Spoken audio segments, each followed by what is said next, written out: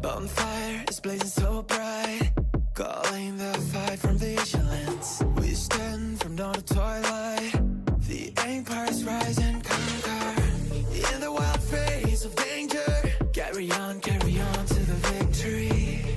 You better take a deep breath, each dawn it brings a bitter fight. Another chill may run down your spine, fear lurks beyond the edge of sight. Carry on to the glory, to the great victory. Never give up till you die, never give up in this life. For every word that you win bright, it's time to become. Never give up on your mind, hold your weapons, strive and fight. For every kingdom that falls and rise, it's time to become legendary.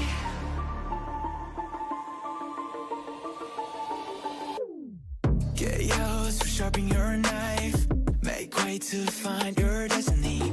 Worship a man or a shrine, can both recall a scattered. In the wild town of wardrobes, tearing down all the enemies. You better capture the arcs, the carriers may bug you down. Set up free through with this ride, sneaky Texas work as your best alive. Carry on to the glory, to the great victory. Never give up till you die, never give up in this life. For every word that you win bright, it's time to become. Never give up on your mind, hold your weapons, strive and fight. For every kingdom that falls and rise, it's time to become legendary. Across the oceans, stories will be told. How you struggle, how you try to define the world. With a sacred name, you are the one chosen to start up the storm. Never give up till you die, never give up in this life. For every word that you win bright, it's time to become. Never give up on your mind, hold your weapons, strive and fight. For every kingdom that falls and rise, it's time to become legendary.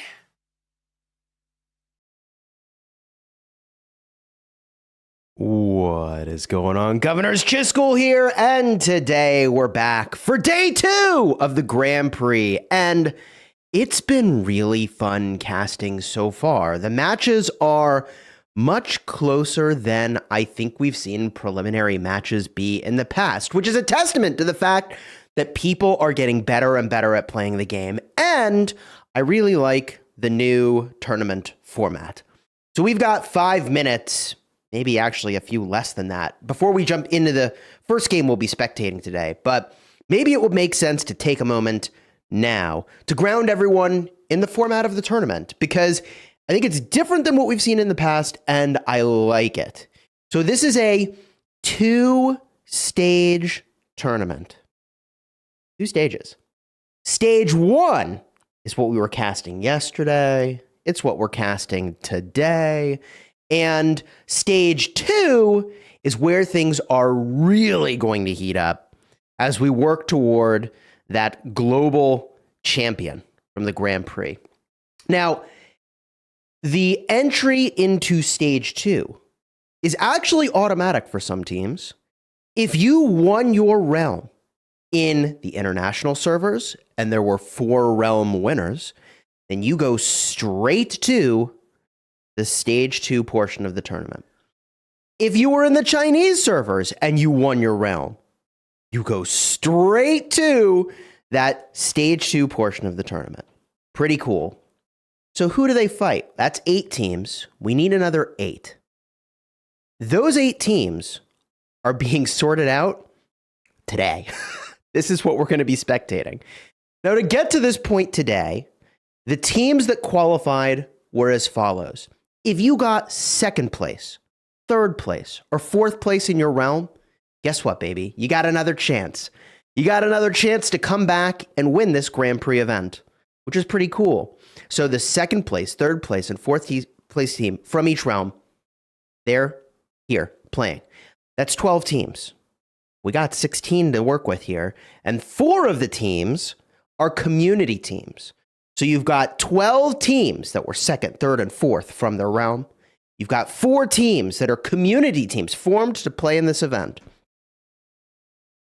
But only 4 emerge. 4 from the international server and 4 from the Chinese server. So right now, we're going to spectate the group stage. Okay, the group stage is where the winners are determined. The winner of each group moves on to stage 2 of the tournament. So this is exciting because some teams have played 1 or 2 games on the first day. Other teams will be getting in 2 games, I believe, today. And this determines who moves on. All right, very cool stuff. Now, we've only got a couple more minutes before we jump into the first match we'll be spectating today. That is 242A versus 1EE8. And we've got the entire casting schedule in the chat now. I believe that is a pinned comment so that you can drop in and see. It is going to be 3 back-to-back matches, baby. So it'll be match 1, 5-minute downtime. Match 2 that we're spectating is 16 OT versus W34X. And match 3 that we're spectating at about 15:10 UTC is 65 AC versus 1EE8. All right. Now, some of these teams you will have heard of before, like 1EE8. Others you may be seeing for the first time.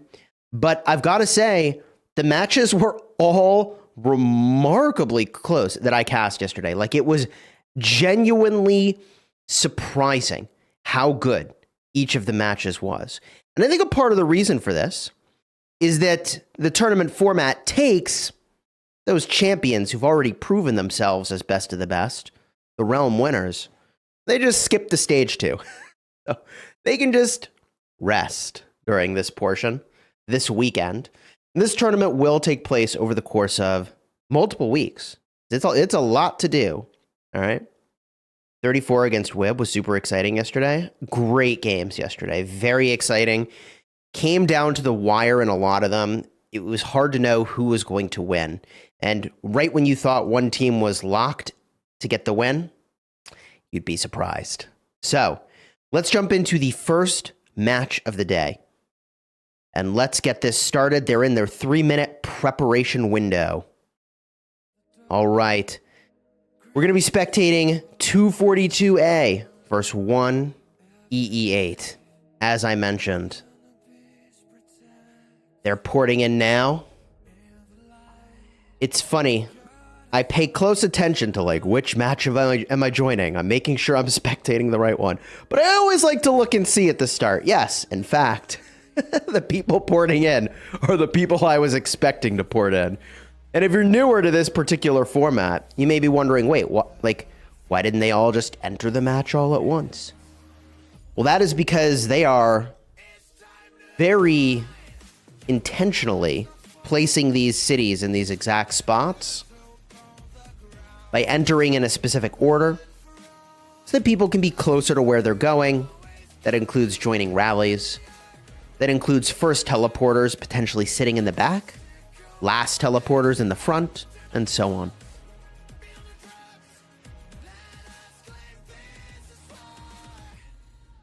Should be an exciting match today.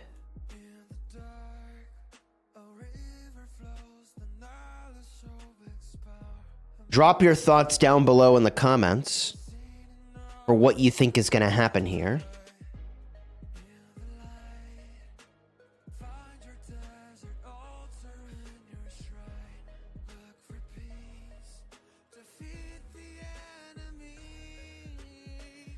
There's a lot going on in Rise of Kingdoms. As I prep to cast this match, I noticed there's a new Q&A to check out. We've got a Zenith of Power going on. The anniversary events. There's a lot going on right now in Rise of Kingdoms, and I like that. I like when we have a lot to do. Drop some hype in the chat for the team you think is going to win today. And I can pull up these teams' records as well. So far in this tournament, these two teams, which are in Group C, by the way, neither 1EE8 nor 242A has a victory yet. And it looks like each team has only played one game in this grouping. So 2 games to be played today. We'll be spectating 1EE8 in 2 of those games. And let's zoom out here. I'm liking this view more and more for watching the start of the match. Perhaps a little less exciting than zooming in on this or zooming in on that. But this really gives you a picture of what's really happening right now. And there's a couple things that we're looking for. First of all, you'll notice the placement of the sentries here. Giving vision, all right? We're looking for where these are going. We have vision of both teams, but remember, there is fog of war, so you can't see everything. The other thing we're looking for is the marches that are going to capture obelisks. And you know these are going to be T1 calves. Cruising along here.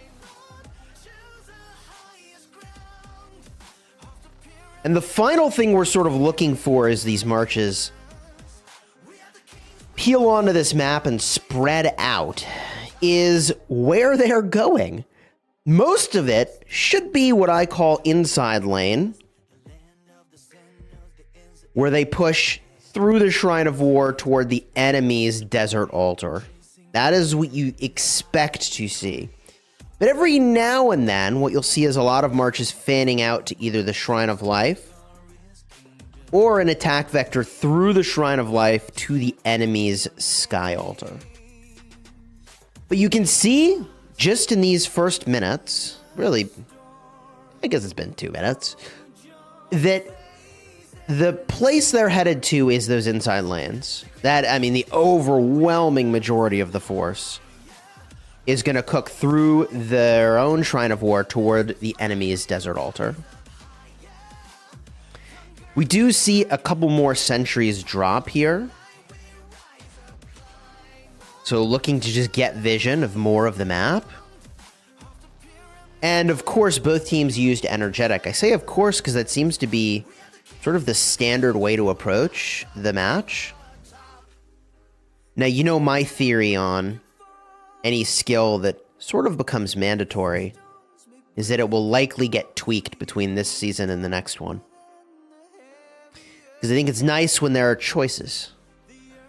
Strategic choices with pros and cons. Now, of course, there is a downside to using energetic. Temporarily, you have less energy, but the overall strength is, I think, widely accepted by this season's teams as being worth the pickup in every instance. All right, Cavs making their way upfield here, and as we have seen, it is mostly Cavs. People are fielding 3 to 4 Cav marches, depending on whether or not they're garrisoning. Eleanor seems to be the garrison of choice, which makes sense given that everybody's running Cav. Why is everybody running Cav? For the march speed.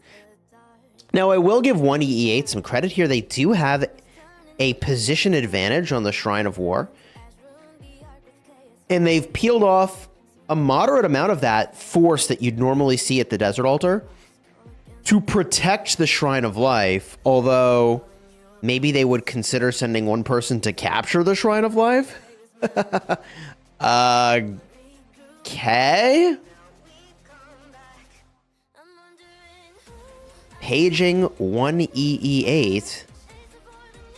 You have forgotten, perhaps, to capture the Shrine of Life. It opens for contention in about 50 seconds. We'll see if they send a march over that way. I suspect they will.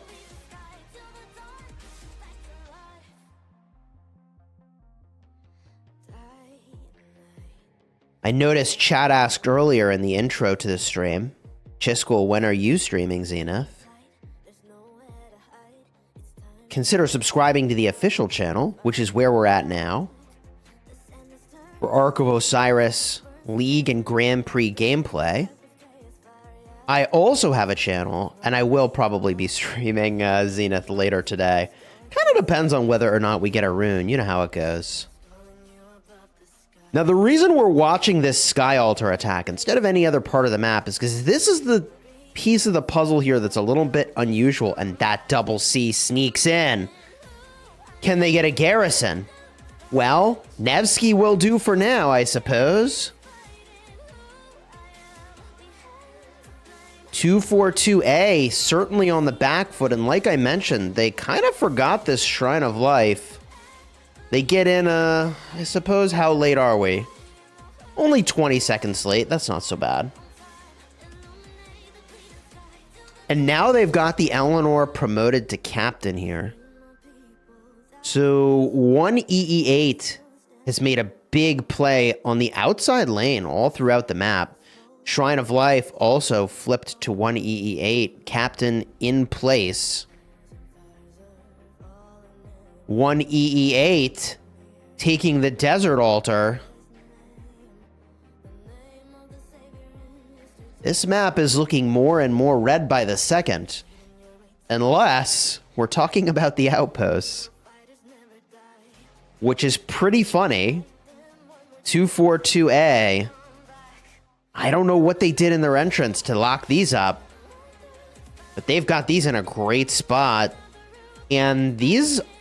Hey, you know, look, there's points to be gained every minute. They've got those. 3 of them together, you're talking about 90 points per minute. That's a big deal. And when you think about it as a differential, it's a 90-point swing, right? Because it's 90 points that would have been going every minute. The 242A, and instead, or sorry, to 1EE8, and instead they're going to 242A.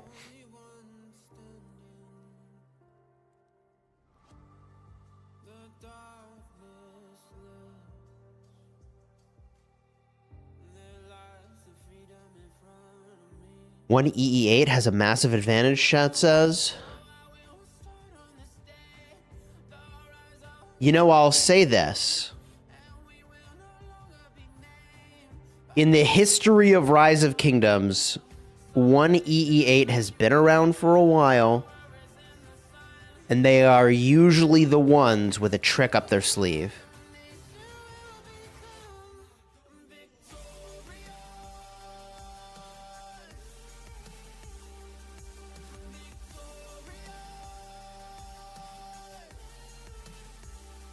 We look around this map, and here comes the rally.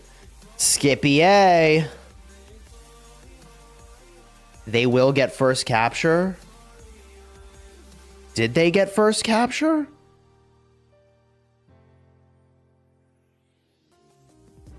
On this one. Yeah, locked it up. There it is. We see the leaderboard now reflecting some of those first captures. 19 seconds on this first capture as well. I mean, they're going to have almost an arc worth of lead just from these first captures. This is big for them. There it is. More first captures locking in. And in just a few seconds, this is yet another first capture locking in. And they managed to contest this desert altar again. Wow. And there it is. Leaderboard reflecting a full arc worth of lead. Just from building first caps.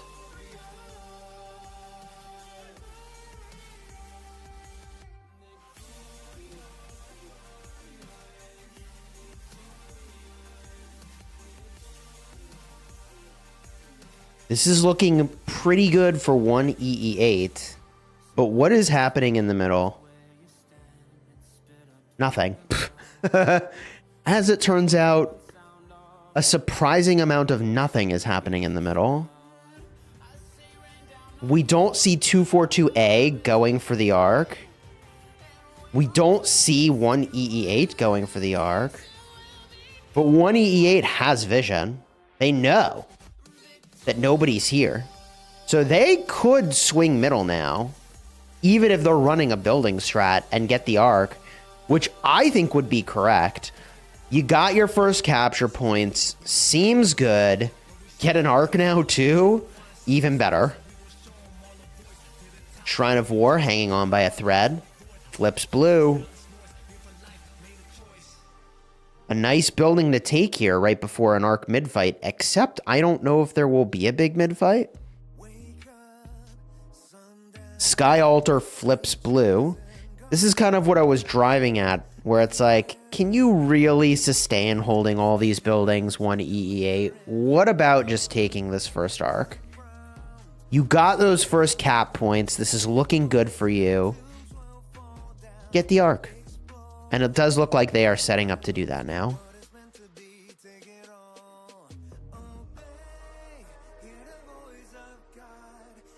Finally, some of these outposts flipping red.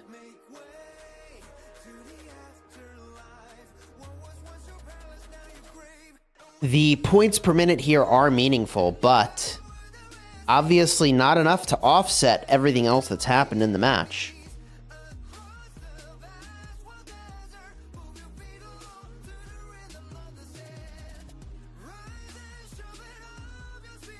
Shrine of Life, eating a rally here. I think middle is where the action's going to be, chat. This is it.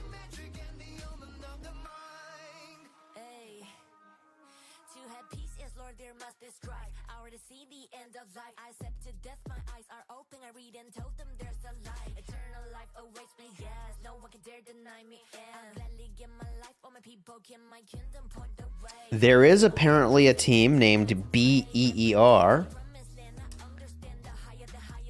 I won't be casting their match, though, today. They are in Group B, and they are, so far, I believe, undefeated for their group. I believe their record is 2-0.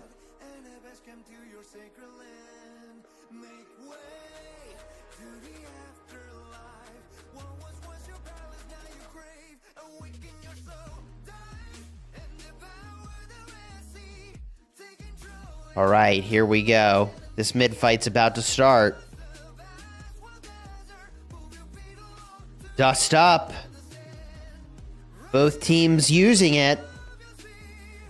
Heaven's Grace for 242. Mirrored by EE8. Okay. Interesting choice here. Basically saying, yeah, you know, if you pop that skill and we pop that skill, we think we're just going to win. Normally, what you might see here is bogged down. So this is a little bit different. I'm all for it. Heavens is a great skill, and this carrier is going so fast. They are flying away with that arc, which is going to make it really tough here for 242 to come back.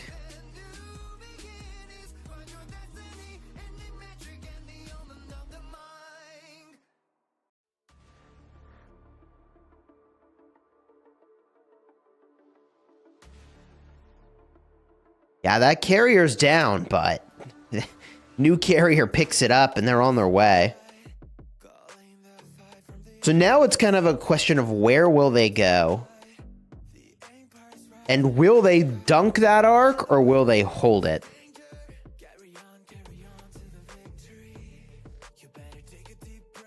I will point out there is a situation where the point differential matters. So I think they may want to dunk this arc, and let me explain. If there's a tie for first place, the head-to-head record of the tied teams will be the tiebreaker. But if all three teams are tied for first in a grouping, and there's no clear winner in their head-to-head record, then tiebreakers will be their Arc of Osiris point differentials. Kind of wild, huh? So all that to say, the amount you win by could be relevant if there's a three-way tie in your bracket. And 1EE8, probably hoping there's a two or a three-way tie where perhaps they can get an advantage here, because only one advances from their group. And they are in a tough group. 489 is in this group. And those... Oof, that is a powerhouse team.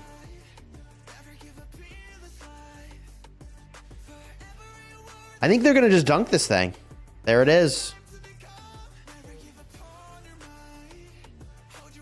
Break the backboard, clean up the glass, and set up for the next dunk here, I think is what they're after.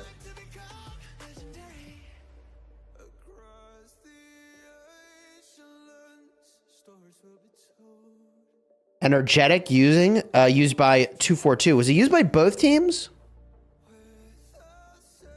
Didn't notice, actually. Keep me honest here, chat. Yes, it is by both teams. You can see here their icon is glowing. Nice. I thought so. Yeah, I mean, hey, look. If anyone's a sucker for economy, it's me. And the economy from Energetic is phenomenal.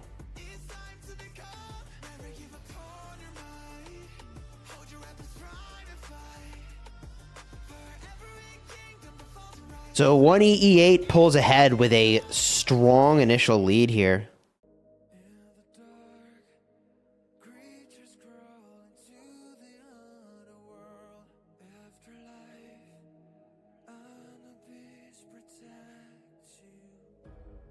But I do really like that 242 is capitalized on buildings during this time. And they took a bunch of buildings. EE8 is kind of trying to figure out how to get them back.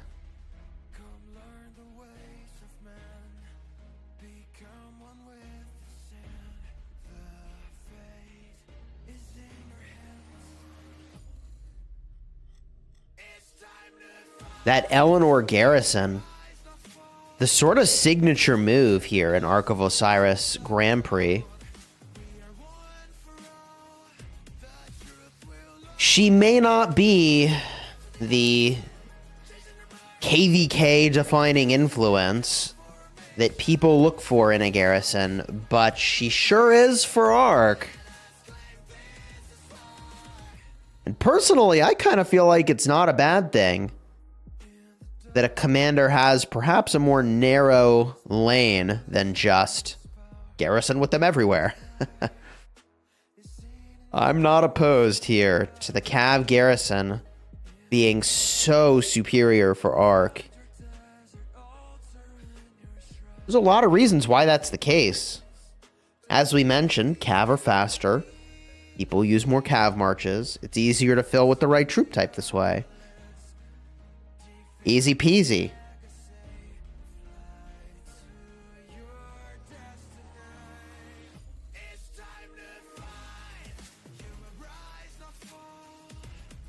More support here coming from 242A, but it's a little late to the party.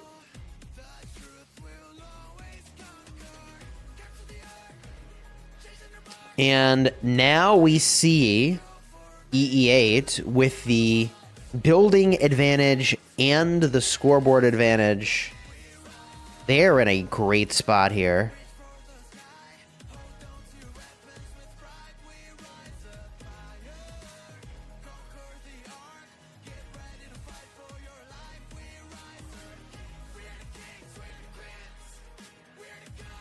YSS Garrison, love to see it.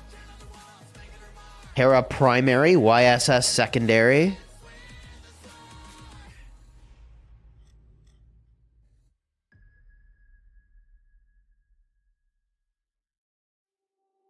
Stand up, don't drown in the dust. The land of the sand ones a prize on your hand. Hold tight. Big Swarm. 242 cooks that garrison. Secures their altar. Love to see that. Ooh, XY captain. Uh-oh. Here comes Super Shenron with the Yadviga Hera combo. Not Yadviga. Eleanor Hera combo. Man, I just lost 2 years of my life. Holy, time travel. Second garrison also here to support Hera YSS.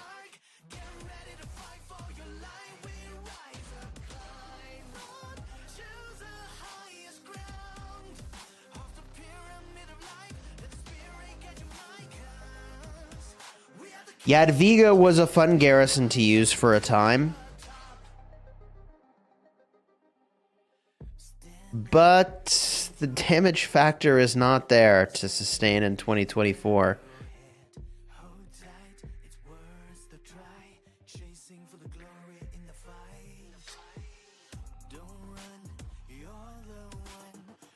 Looking around the map here, EE8 just sitting pretty comfortably.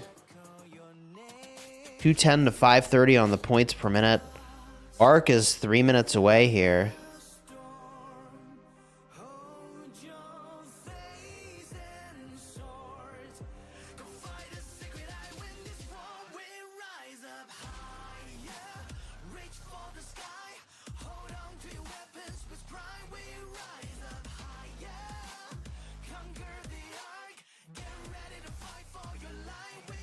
What skills do you think they're going to use in this fight, chat? What's the combo that gets it done?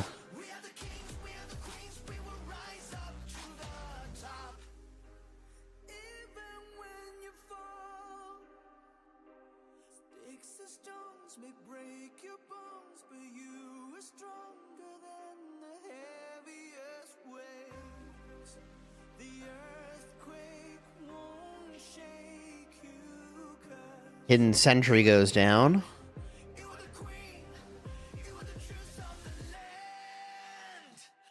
$150 till the arc spawns in here. Emojis being thrown. Uh-oh.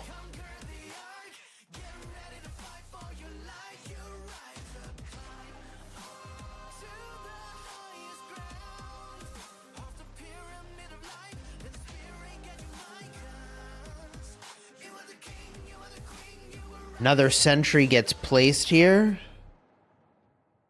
Each team actually has a sentry that they're defending.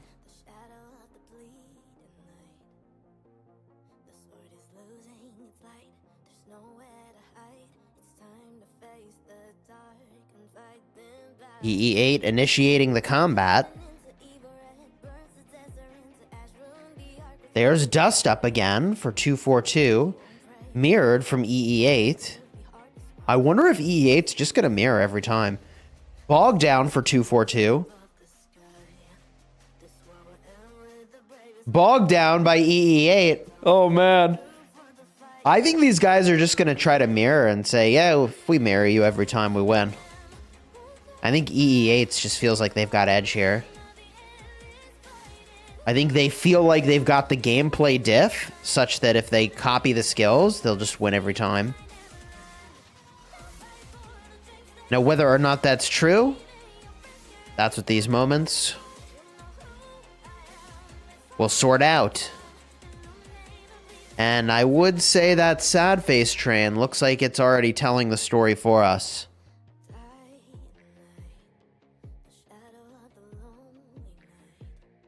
EE8, light work in the middle. Rotating out. Looks like they're going to go forward. They grab this arc. I do wonder, where is this rally going? Interesting.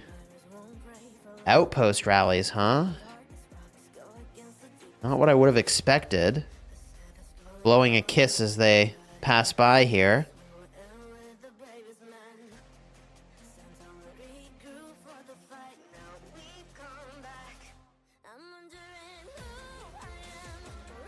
And it does look like EE8 is just going to try to run up the board, which I think is necessary, given the way that the three-way tie works. EE8 making their way toward this outpost with the arc. We'll keep our eye on the arc, because that's, you know, you never know what's going to happen.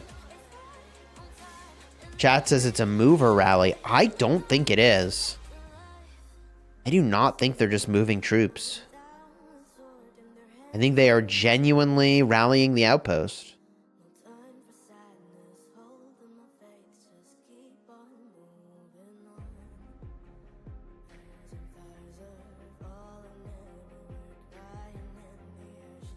Belly Prime gonna try to have something to say here about this arc. I don't know that it's gonna be enough though.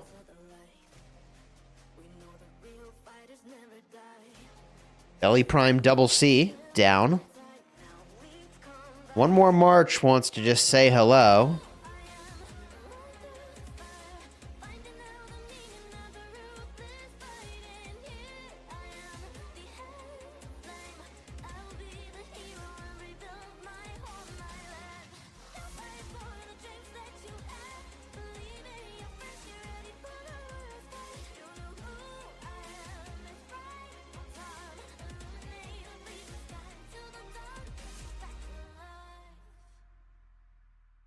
Honestly, the arc looks pretty secure here.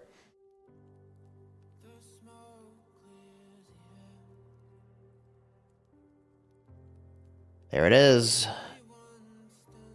Captain gets out. Makes room for the fill.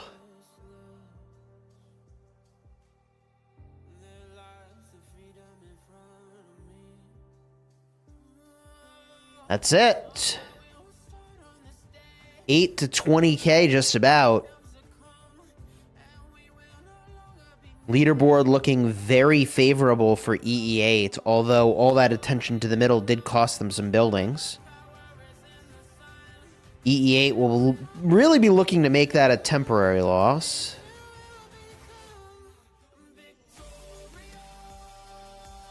They get back their shrine. And now it's the Shrine of War. Chat says, run it back. Yeah, that should be the game plan here. Just run it back. Rack up those points is kind of the idea.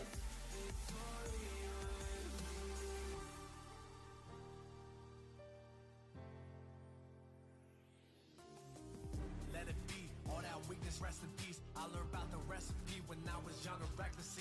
Now I'm chasing the glory, gonna be fine. Working so hard, matter of time. Never give up, how we define. Taking my chances, breaking a climb.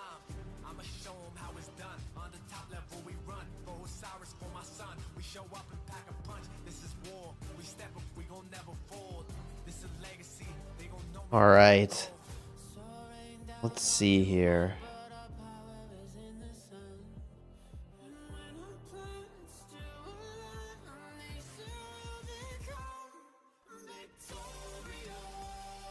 I went to see if 242A was a community team, but it does not look like that's the case.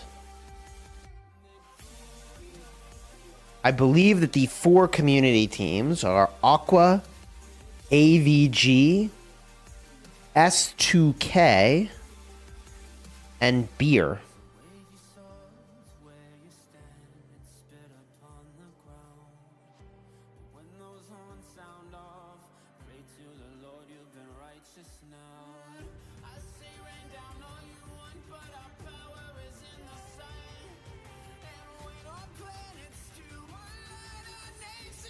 Looking around the map here.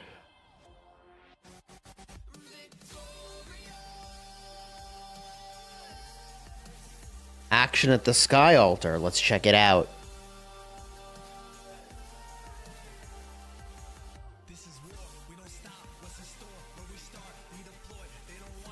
Looks like EE8 is trying to get the field before they push the building.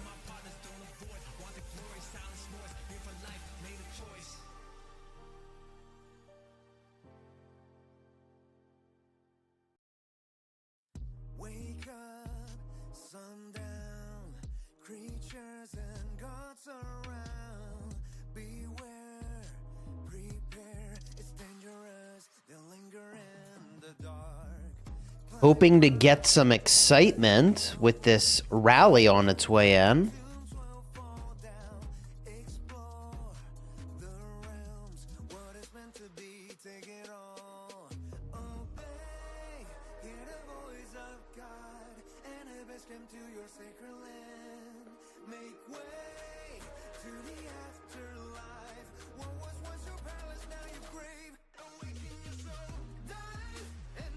Archer Rally, man, if you invested in Henry, let me tell you, you got value. Look at that. That brings me back a couple years, just like they had Figa reference earlier, you know?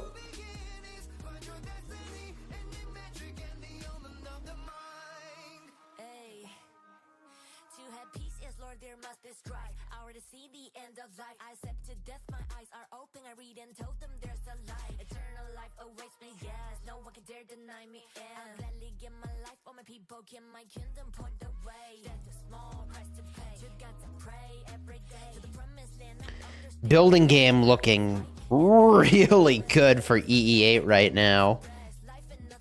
They've got almost every single contestable middle structure, with the exception of the Shrine of War, which just flipped back to 242.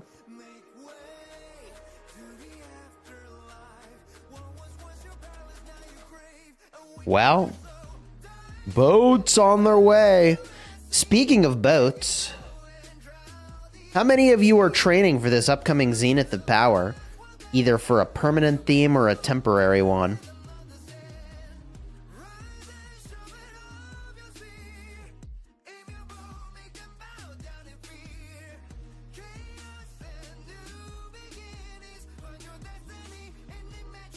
Chat says I'm skipping. You're skipping the greatest looking city theme of all time? I do get it, though. I think it's going to be a very competitive Zenith.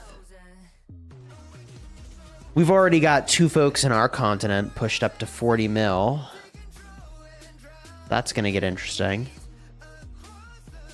You're watching your Zenith rankings till the last minute. Yeah, I mean, troop reserves are pretty nice for that.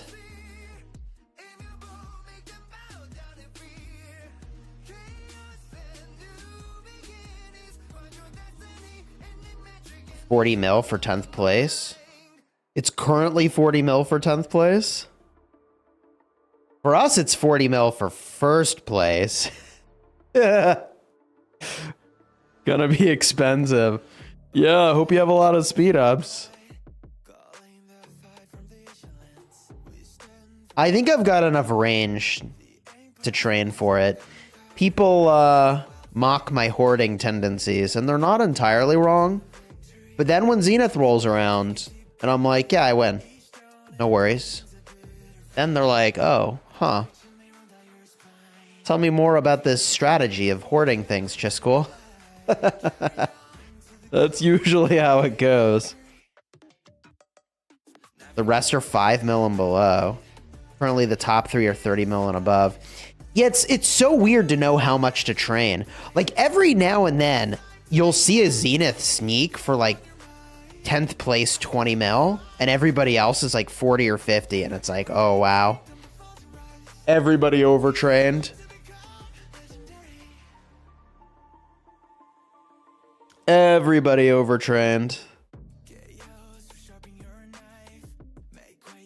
But I always would rather be on the side of safety. I would say Zenith of Power has to be the single most stressful Rise of Kingdoms event I have ever played. I don't find Ark of Osiris stressful. But Zenith? Bro. The stress is real. It is wild.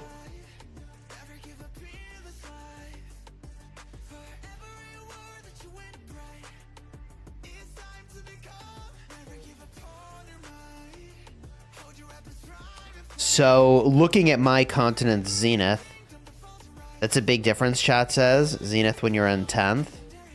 Oh, yeah, let's not talk about the level of stress if you're in 10th place. Yeah, we don't even need to go there. Ooh, mid-fight. Let's go.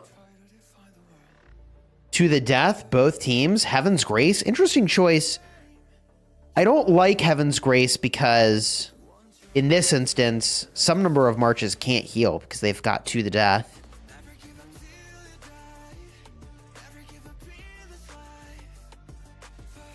To win this game, 242A needs to win this arc. They need to win the next arc. And there's not even time for, I think, the additional third arc they would need. So they need to win this arc, the next one, and they need the building game to be dominant in their favor. So it's a tall order to get that done, especially given the one-sided nature of how this mid-fight is going. I do wonder if the reason EE8 is winning these mid-fights is perhaps march composition, but more because, like, some of these marches, I don't know. I think it's more likely to be just quantity of marches, right? Bring more to middle and you're likely to win the middle. All other things equal, right? And all other things are equal in this realm. This is a Grand Prix environment where everybody's got the same building blocks. So, quite literally, all other things equal, more marches is a good strategy.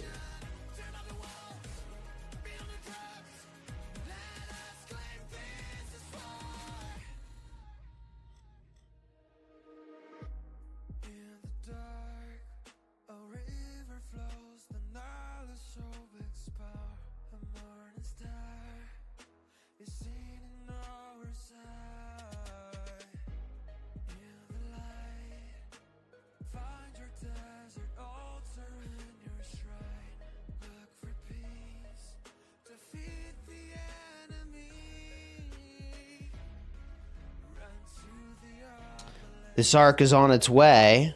I don't think this is really anything that can stop it at this point. Let's go up to the Shrine of War.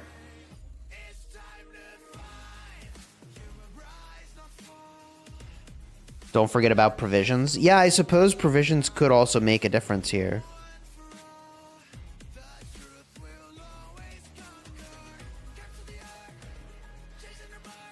Top one in our continent is really on the side of safety. At about 60 mil plus. Jeez. So the number one in our continent right now, it's got 42 million points. Then 41.3, 27, 12. And then it's 5, 4, 3, 3, 2. And no, I guess technically we'll round them up to 3. So, like, 2 to really 3 people have put in their bid fully for this city theme. One person at 12 mil is trying their luck. I don't know. I suppose you call it trying their luck. But there's still multiple days left. And the last day is when things get really nuts.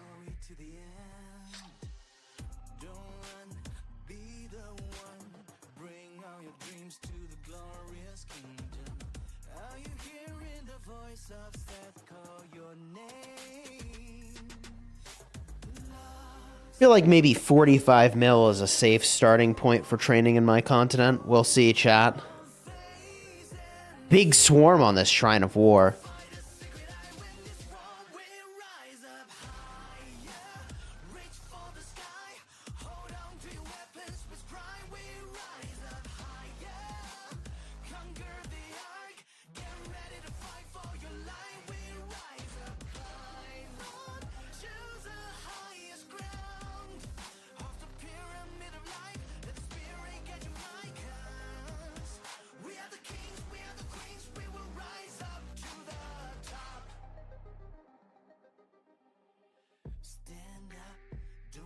Looking around the map here.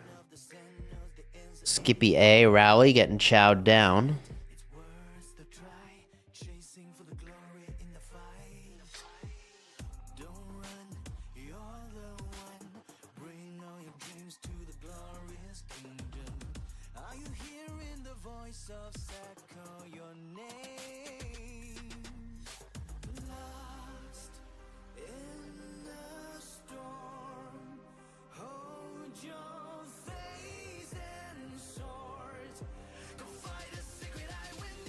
Rallies in on this Shrine of Life. Nevsky Justinian's a great combo.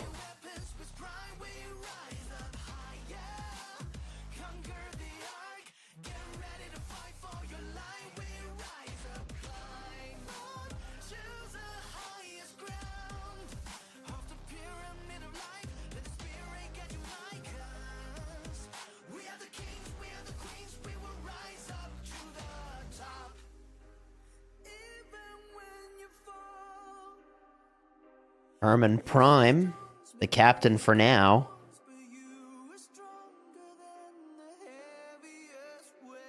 Garrison gets in, little late.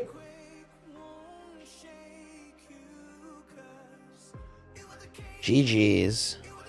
Building falls. 5 minutes till next arc here.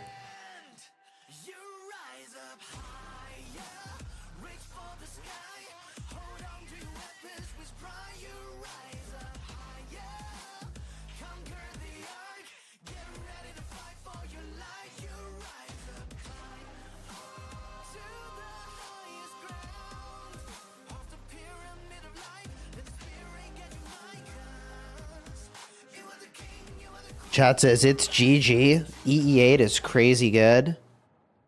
Yeah, I have fought against them in KVK. And they've got a certain character that it's weird to say, but like you can tell from the way they fought even years ago that there was a spirit to them that was unique. And they've delivered on that year after year.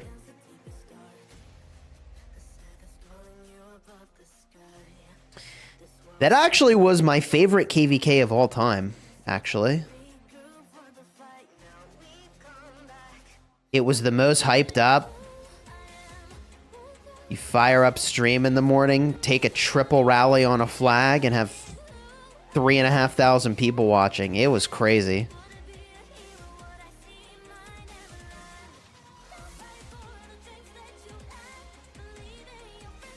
Back in my day, chat.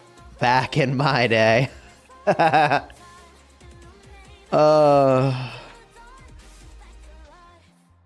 Little rally on this outpost here. Sport's on the way.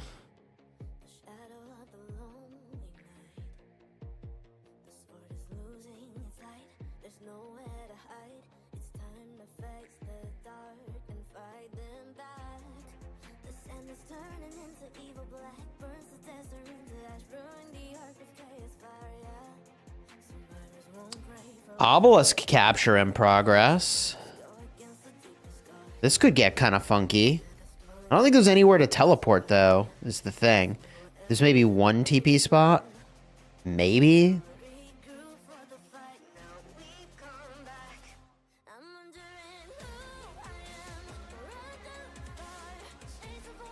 Three minutes till arc. Swarm on the shrine.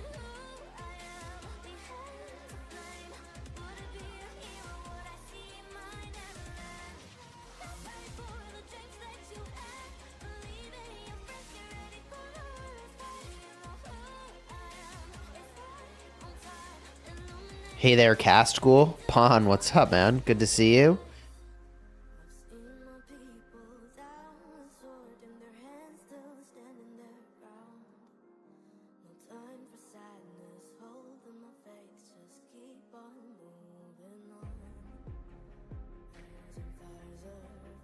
Big swarm here on the Shrine of Life.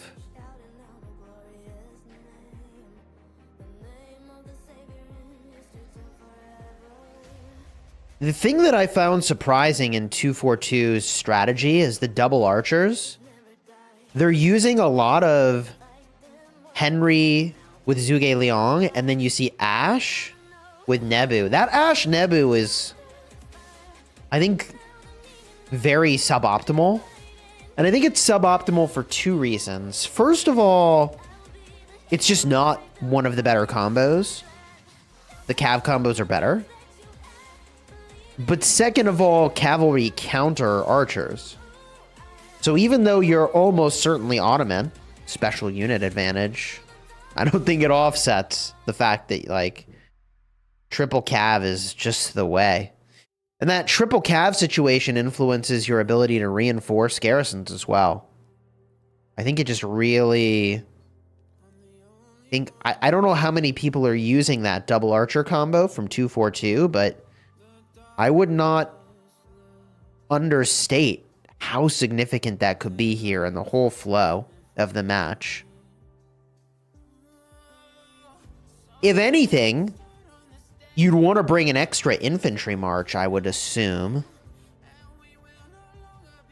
Because at least the infantry counter the cavalry. But infantry is slow, and there's a reason that, you know, that's not what people are doing. There just isn't a second inf march that's that good.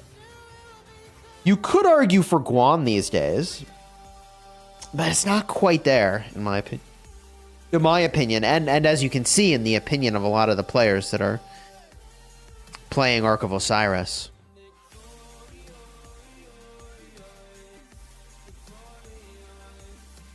The Liu Chen Skippy combo is kind of the way to go. I don't think you'd want to use, like, Guan Alex or, you know, like, even William Wallace. It's often benched here. Dust up.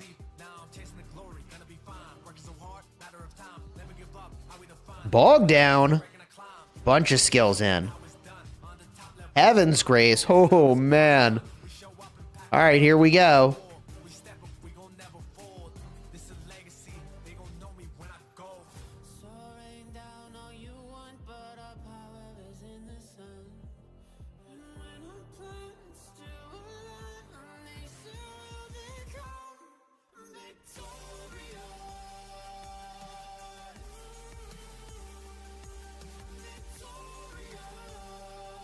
Let's zoom out to see the dot math. Ooh, this is a little more even.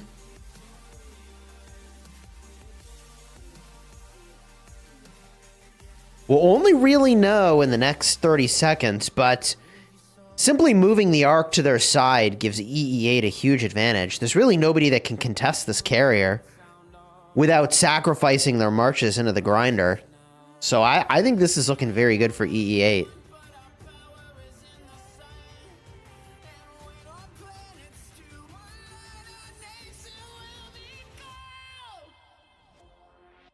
Pon says that you saw Boudica Prime as the primary. That's a bit of a yikes in 2024, huh?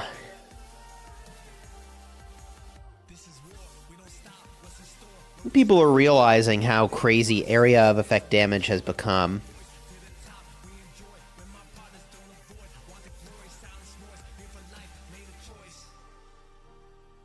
And that Ark is cruising to its final destination. Although they will need to take this garrison back.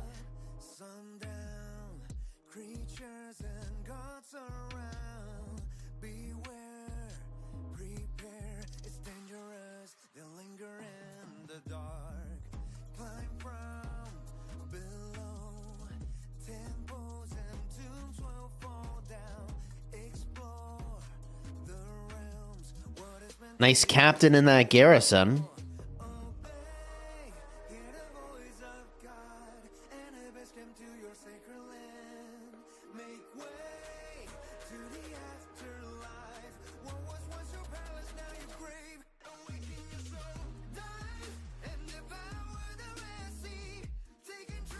Eleanor outpost meta.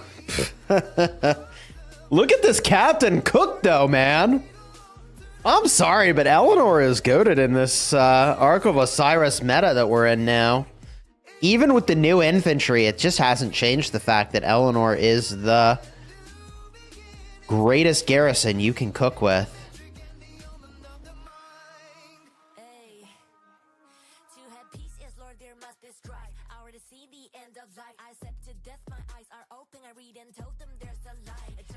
And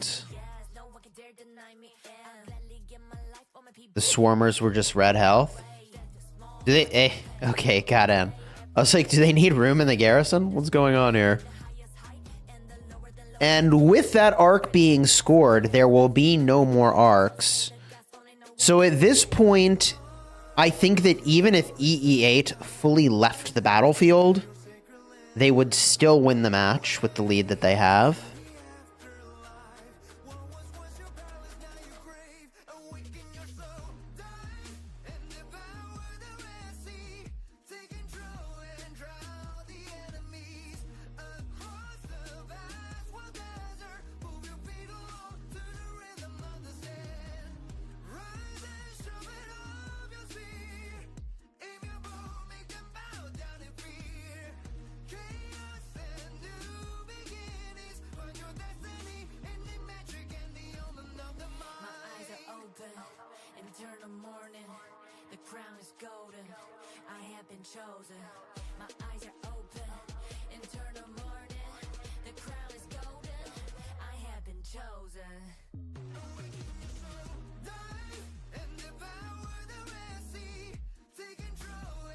Looking around the map to get something spicy to spectate in the final minutes here.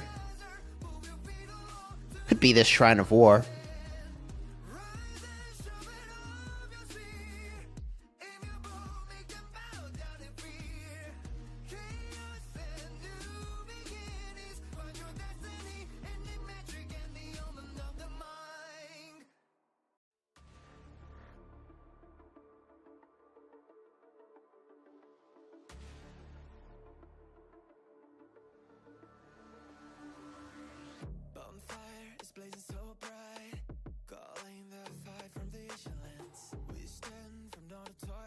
A lot of low health marches here crashing in.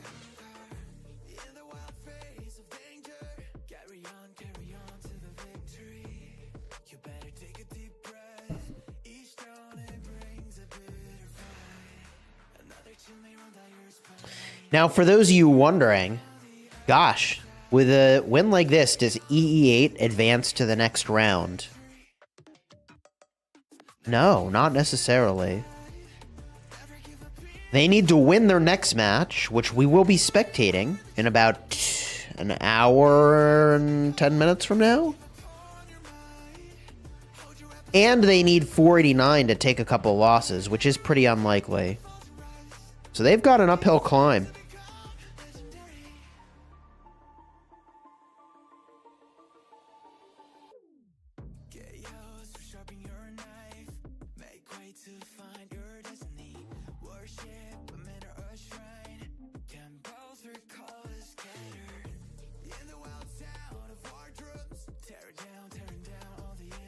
More swarmers on their way down here to take this YSS primary. You don't really see YSS primary all that often. My suspicion is that this player has a Eleanor Hera deployed somewhere else. Who are they using as the... Oh, yeah. Lapu Lapu, let's go. They switched it up. Darn. I preferred the Lapu Lapu situation.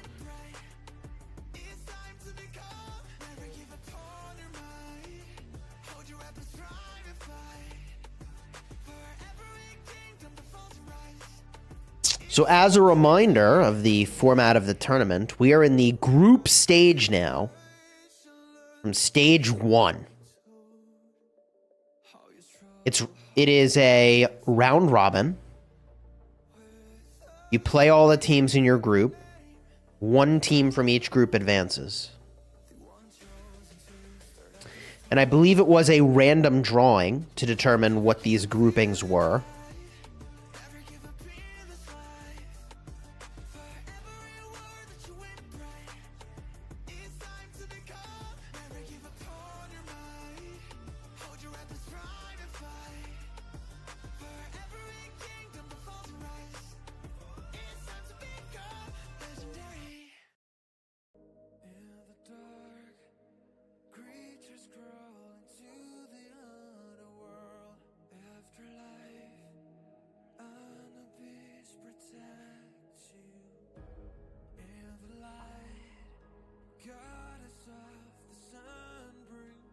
Big action here at the Shrine of Life. The next match is 16 OT versus W34X. Pawn, you're saying that's a good one. Let me see here. Let me pull up their records.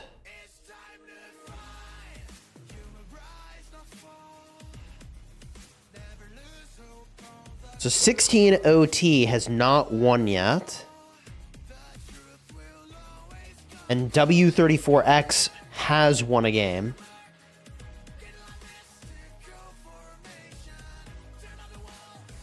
So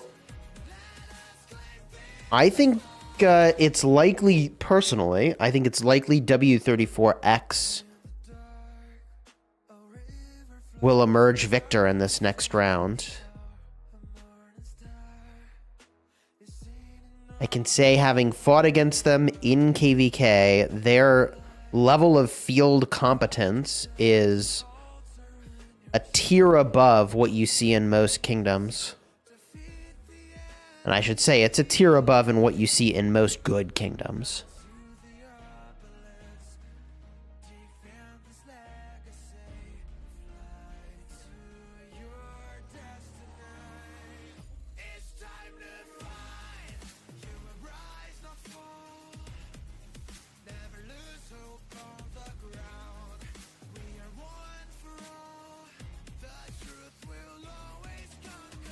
So for those wondering what happens next, in about a minute and a half, we hit intermission. That intermission will last less than 5 minutes, and then we'll go right into the next game. So, very action-packed morning. Following that game, it'll be 5 minutes of downtime, and then boom, right into the next one. And I love that pacing, to be honest with you.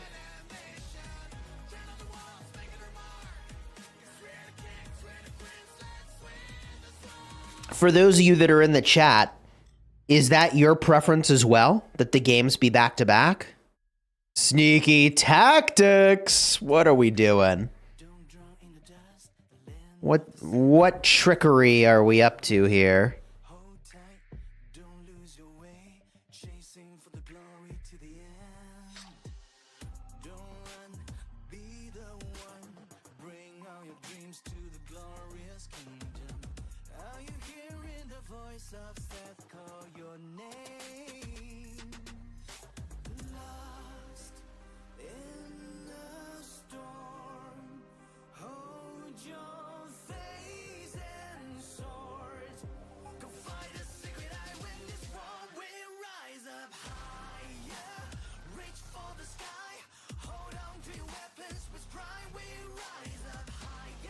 Two games, yes. You like them all back-to-back?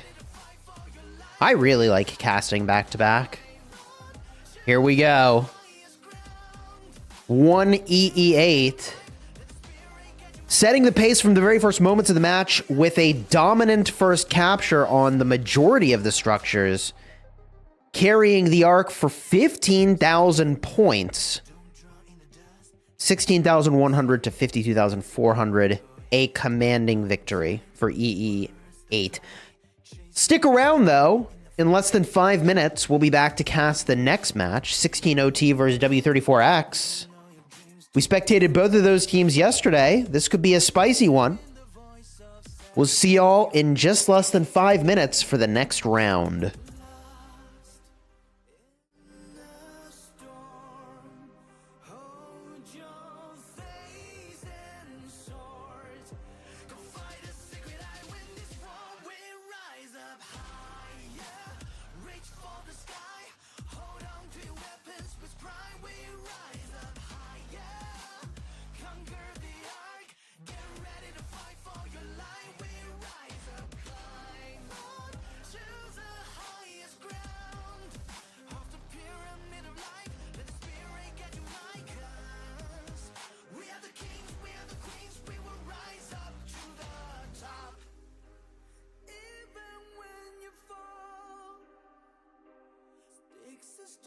May break your bones, but you are stronger than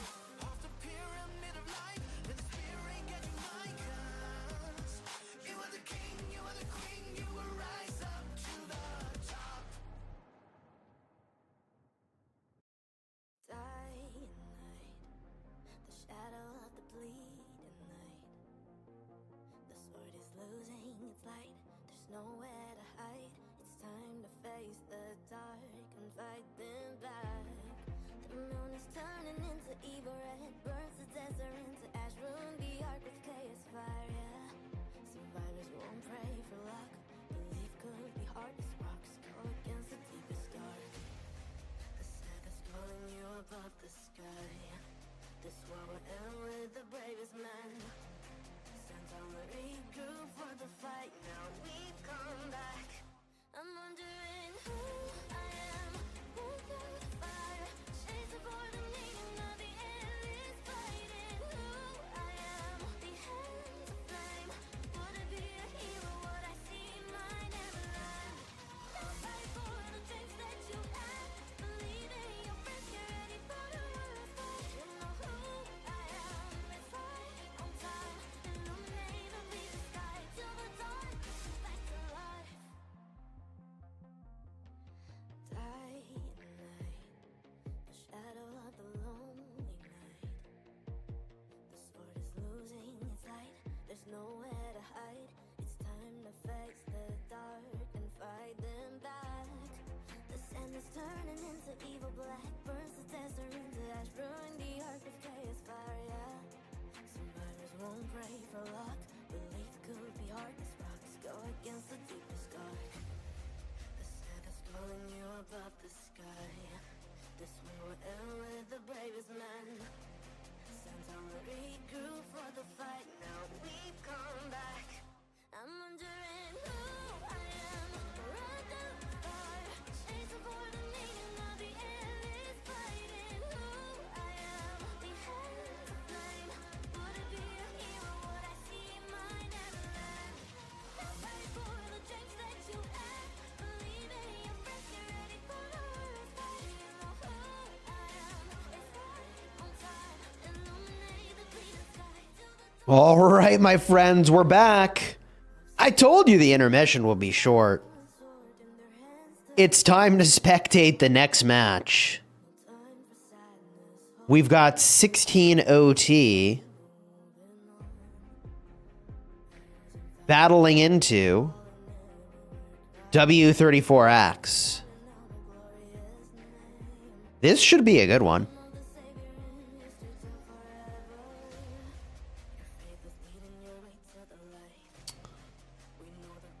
Drop your thoughts in the comments for who you think's going to win.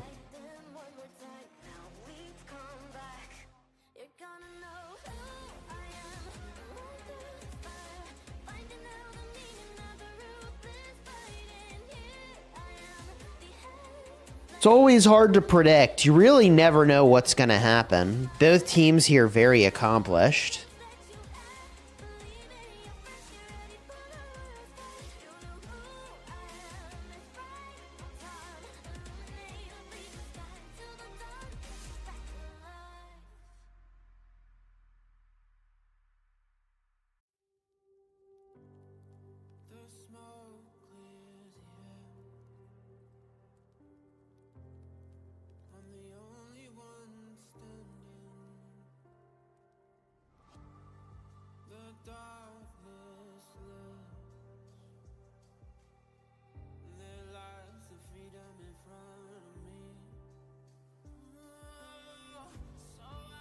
Chad, I'd expect this opener to go about the same way that it did for the last one.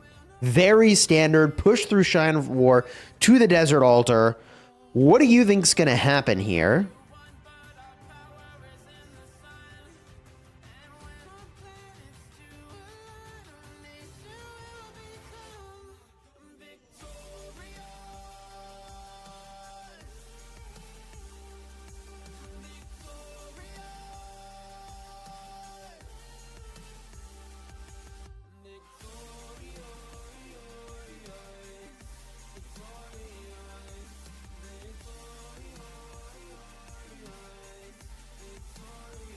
Here we go. Match begins. Energetic from both teams. You heard me pause there because I was like, they're going to both use energetic, right? Right? And then they did.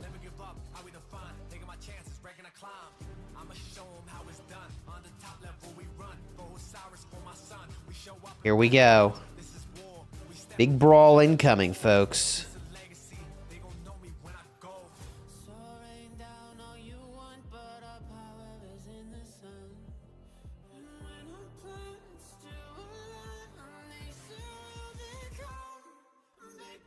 Interesting to see the opener here.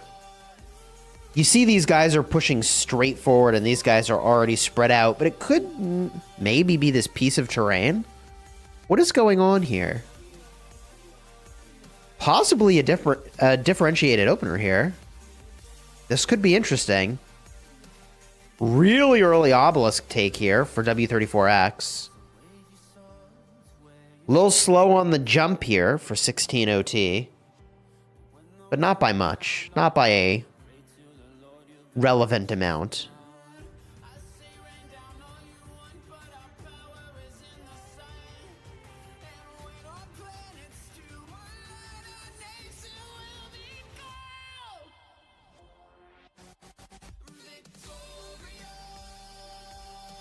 We're now waiting to see how these teams split.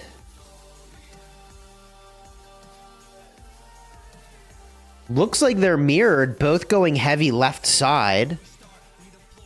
And unlike the last match, we do see a big contingency kind of swinging below the main line of action. So they're probably going through to the Shrine of Life, if I had to guess.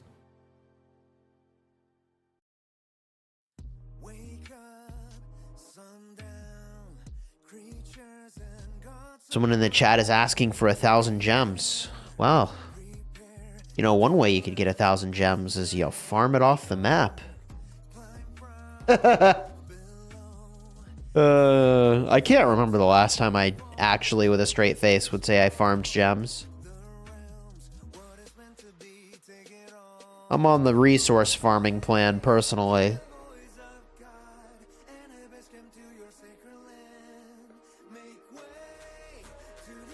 All right. Big fight's gonna happen soon here. We see a couple sentries down, particularly interesting sentry all the way down here. So 2 sentries on the top part of the map for blue. Meanwhile, you see 1 sentry in each lane for red.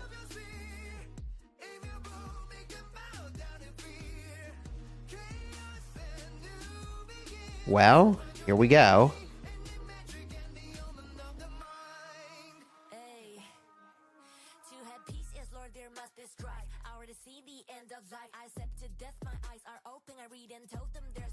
We're awaiting the first clashes now in this match.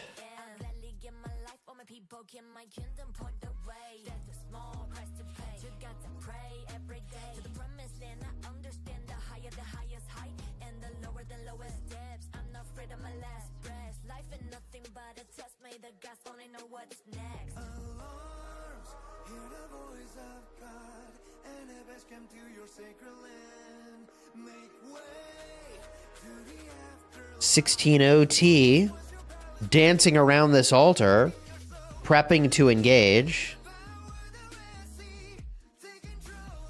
There it is. The commit. Trying to kind of catch these marches spread out, which I think is good. I think they do that successfully here.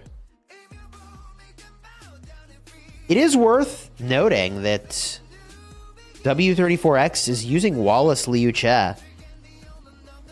So they seem to think that the Wallace is the better play, as does 16 OT, by the way. Although there are... Oh, a Skippy with... That's a double Skippy. Skippy Prime with Skippy A. Okay. Unexpected.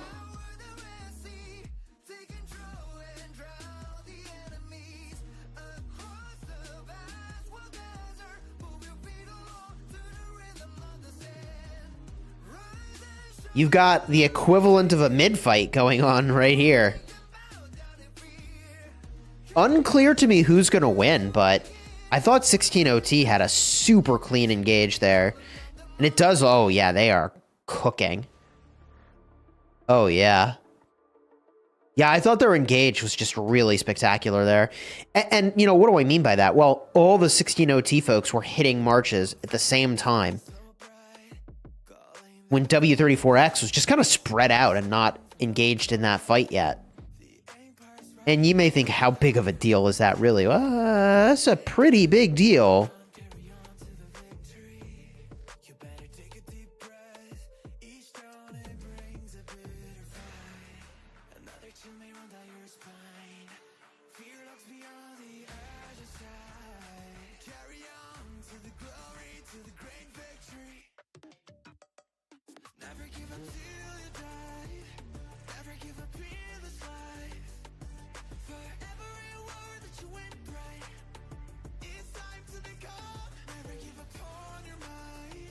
Big brawl here going in favor of W34X. So the map has 2 altars for each team, but just not in the way you'd normally see it.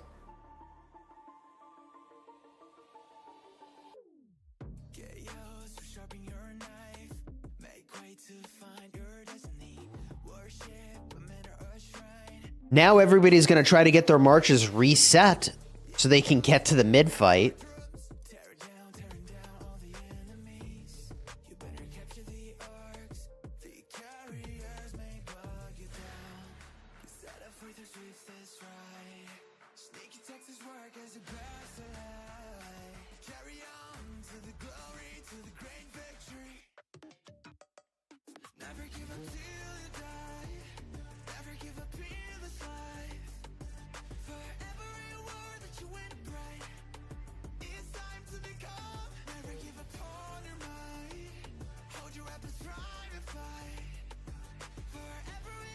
Rallies in. They're using that Henry with Asher Benapal, the Archer Rally, which is reasonable into the mixed garrison, honestly. Not as reasonable into the Cav garrison. I mean, that altar's not going anywhere. This one, on the other hand, the Gorgo garrison. Ooh. Gorgo Hera getting rallied by Skippy A. 16 OT cooking on this one. And there it is, flips blue. So now the middle... I mean, I'd say these guys are a little early, but the middle should start to heat up soon.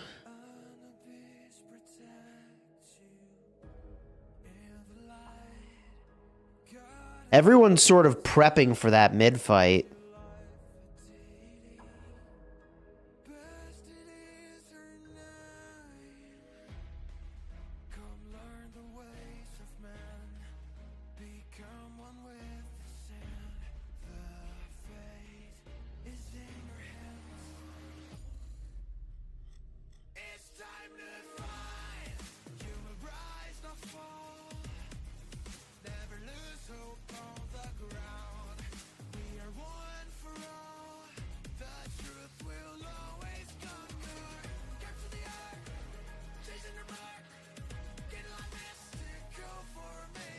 Big swarm on this desert altar.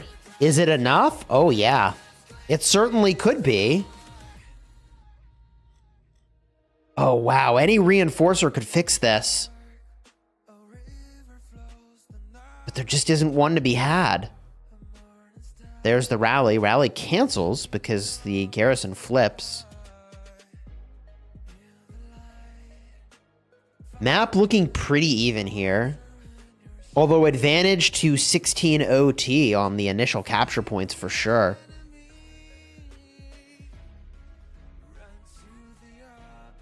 A little bit of disruption in the back line. Good old double C Honda Tarakatsu swinging around the back.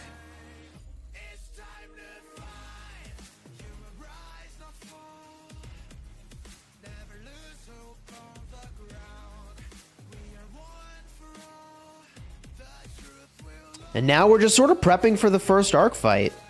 Chat, who do you think's going to win this? What do you think's going to happen?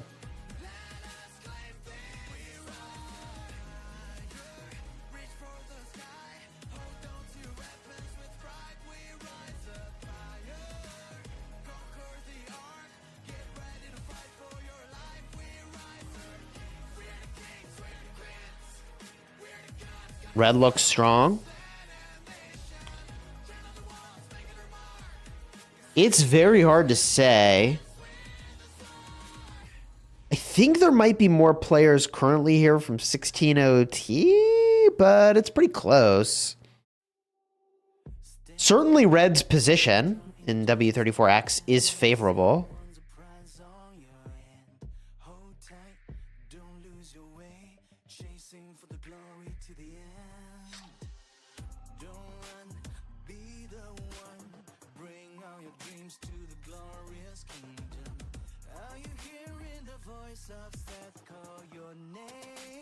This brawl is going down any moment. And it has to, with 58 seconds left.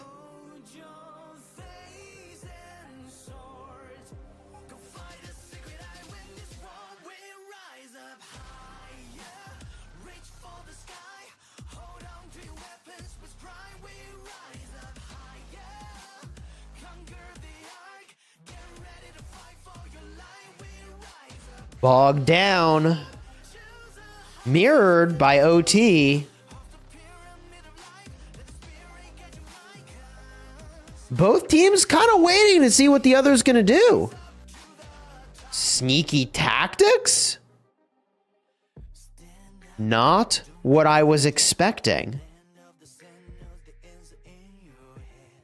Are they trying to invis the carrier? This could be spicy.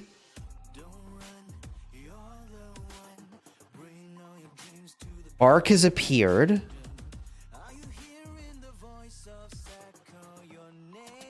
No points deployed beyond the bog down for W34X. And I don't blame them. They're just chowing down right now, and they got the arc. Remember when I said earlier in the stream that I had fought very recently against W34X and KVK? And that their open field was insane? Here we are. Here we are.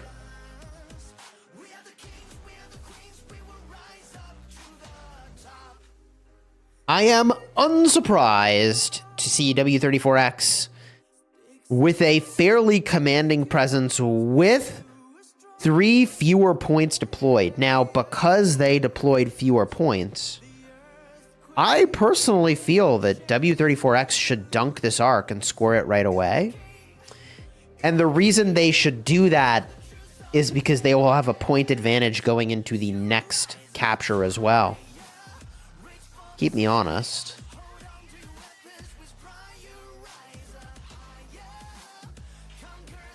Especially given that they're behind on leaderboard right now. That would give them an opportunity to sort of regain control of the match.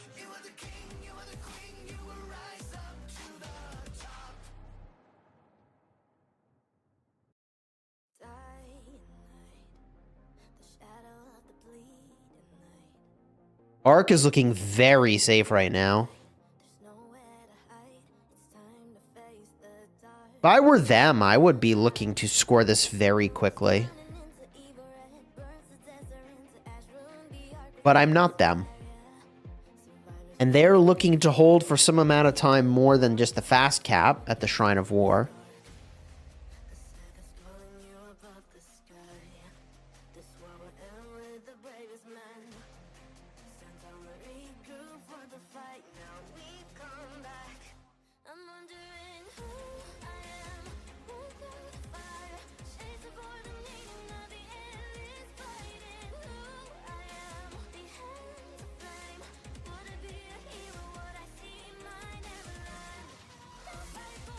Big swarm getting the job done.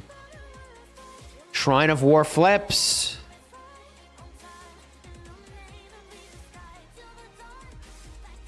Desert Altar also taking heat now.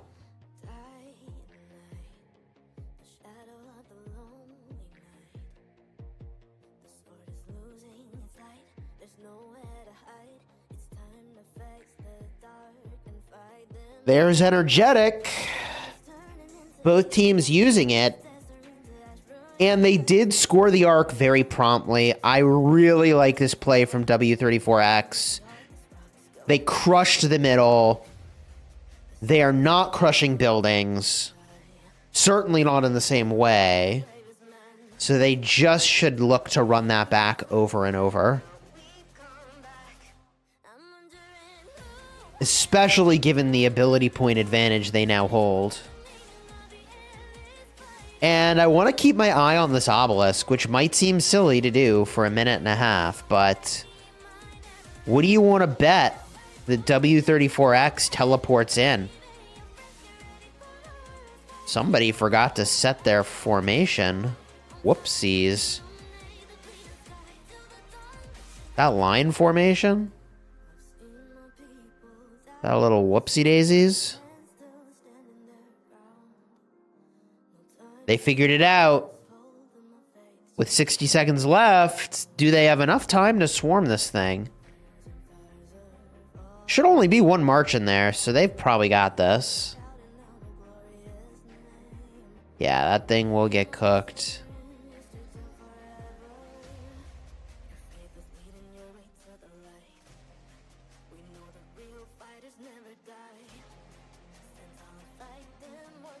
Skippy Prime Garrison. Don't see that every day.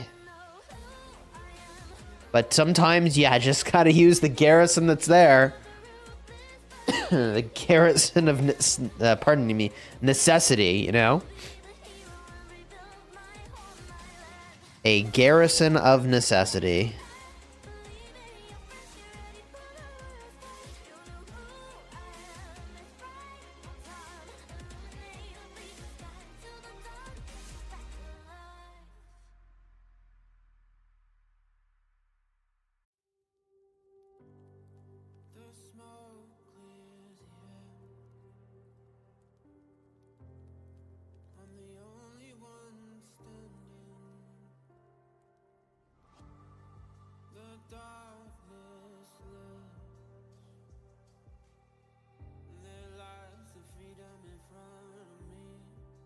Looking around the map here, 5 minutes till arc. There's room to get a few things done. Desert Altar getting swarmed. Rally on the Desert Altar also getting swarmed. Good reinforcement there. Woo! That was dicey.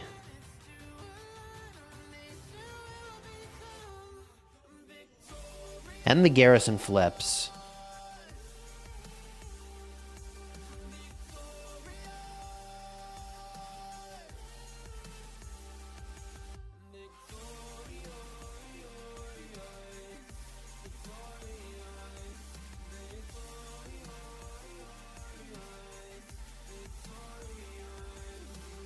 Yo, yo, yo, chat says, we out here tonight. Appreciate you coming out to check out the Ark of Osiris group stage gameplay. We've got a poll up now. Which team do you think's going to win? 16OT or W34X? You already know my prediction.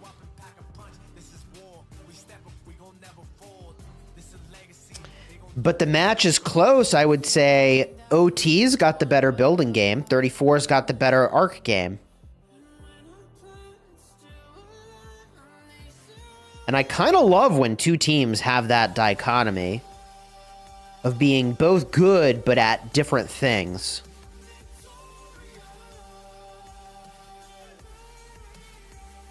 Now that said, points per minute are not high enough for OT to offset these arcs. Speaking of which, OT already getting into position with 3:45 till arc spawn. Even 34 getting into position nice and early. I mean, I think this is where we can expect the action to be. Ooh, stocking up! Hold up! Hold up! OT with the plot twist. Stocking up activated.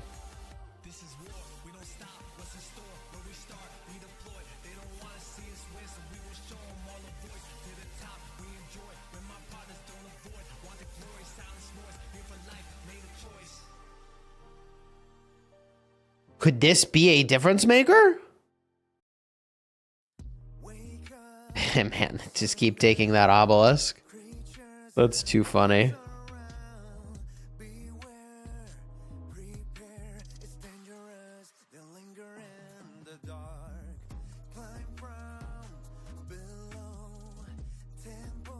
you're wondering what these teams are using, Skippy with Liu Che, Herman Prime with Zhuge Liang, Huo with William or Belly.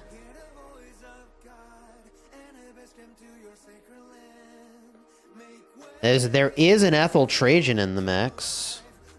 I have seen teams kind of take the stance of like 5-ish Ethel Trajans in the middle.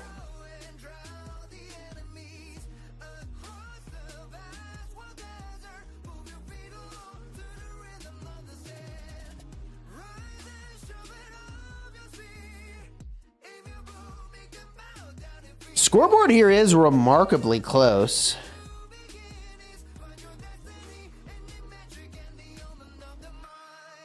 The votes here are neck and neck for the two teams, with a very slight favoring to W34. Total Vision activated for W34X, and also for OT. I wonder if they both were gonna cap on points there, so they may as well pop it a little early. It lasts for long enough. The mid-fight will be over by the time that expires.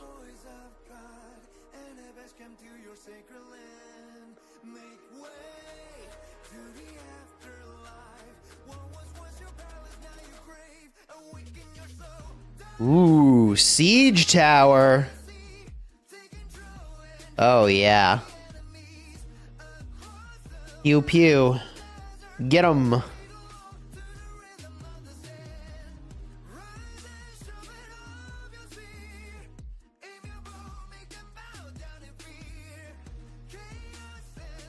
Arc spawns in 35 seconds, so W34 really doesn't have time to wait around, or they will take a disadvantage on the arc position. W34 with a very spread engage here. To the death activated. Here it is, chat. This is what you've been waiting for. Big arc play here. Kind of expecting to see the bog down for OT to be cast. Did I miss it? Or are they low on points?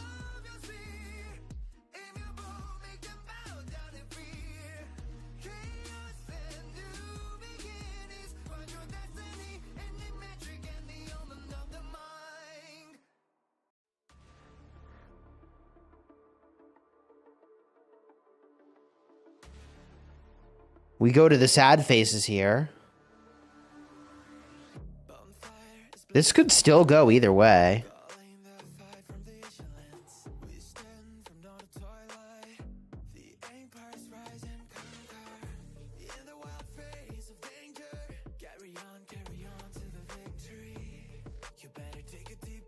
That arc, by the way, ran so fast I didn't even see it have a breakaway. Wow.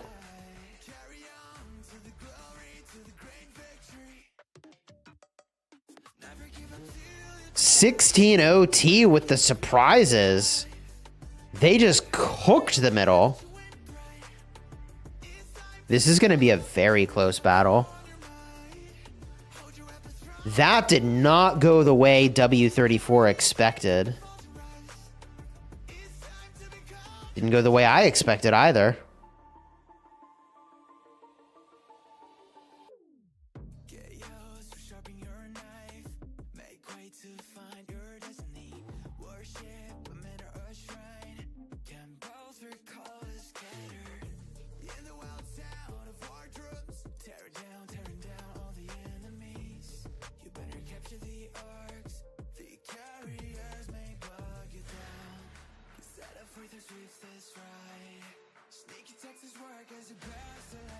Chat says that's the fattest standoff for the arc I think I've ever seen. That was a big clash. Where is the arc going? Back to the cities. OT probably wants to hold the arc, but they're behind on leaderboard now. So they're in a tough spot.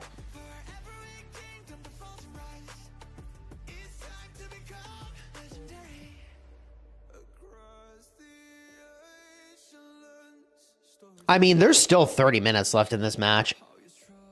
Anything can happen. Like this. Double C ambush march taking out the carrier. Hello. What have we here?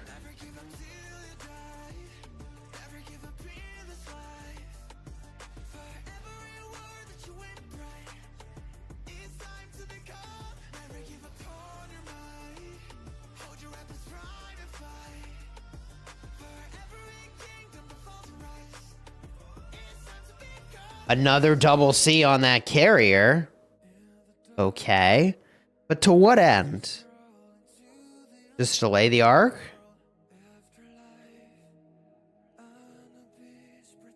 Kind of a curiosity.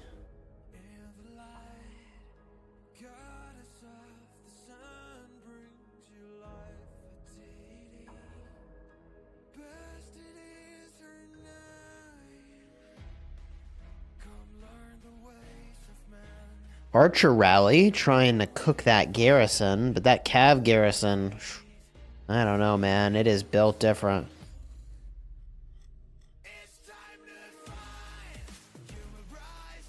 The arc at this point almost escorted to its final destination.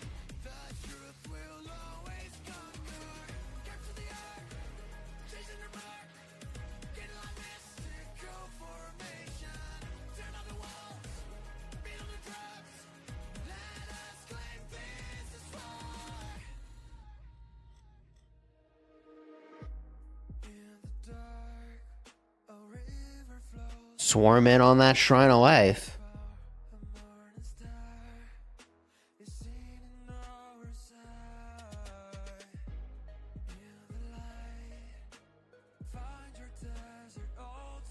Bottom side of 34 is pushed. Looks like they've got a pretty good defense going here. And they're flipping it to an offense. Rally's on its way.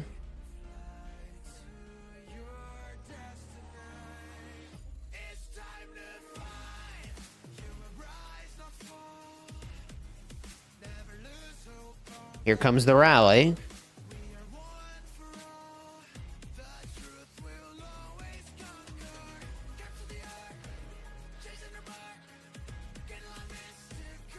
Not really enough to get it done.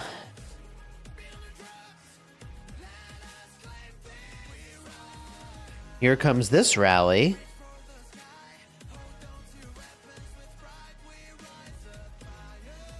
Both sides giving him hell, though.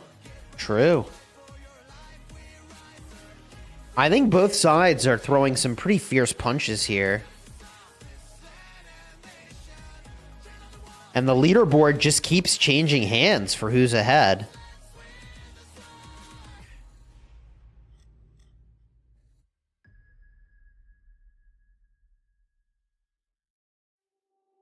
Stand up, don't drown in the dust. The land of the sand ones a prize on your hand. Hold tight, don't lose your way. Chasing for the glory to the end. Don't run, be the one. Bring all your dreams to the glorious king. Big swarm on this thing.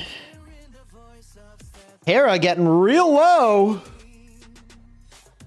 Good reinforcement, but not quite enough yet.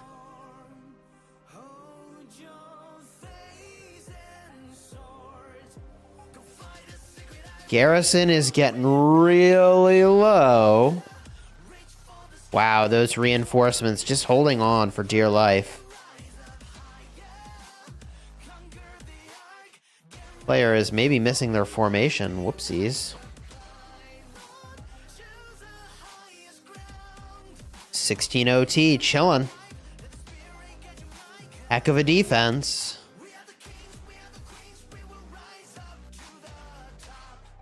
This is a very interesting bracket, honestly. A very interesting group for the group stage.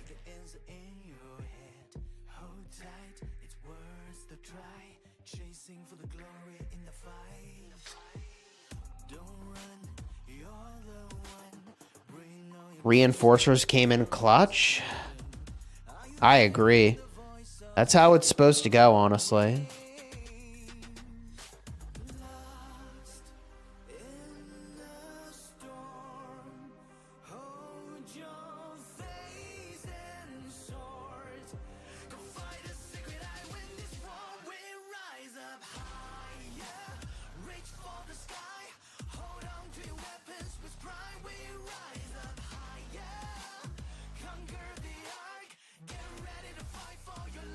We've got the Joan and the Garrison now. Just a huge fight going on here.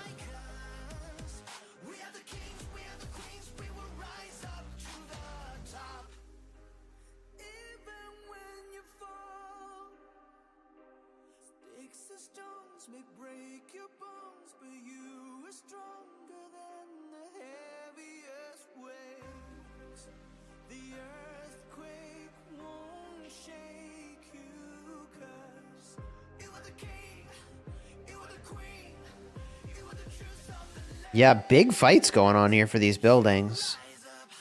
6 minutes till the next arc. OT ahead, but only by 1,000. And when things are calm, we'll go take a peek at the distribution of those points.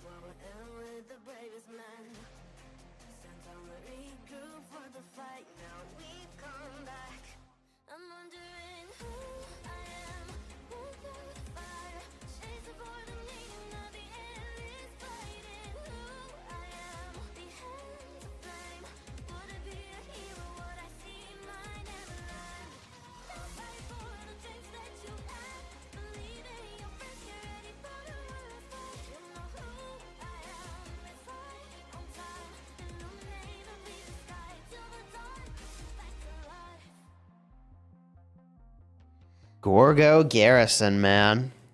You love to see it. I suppose with 4 minutes...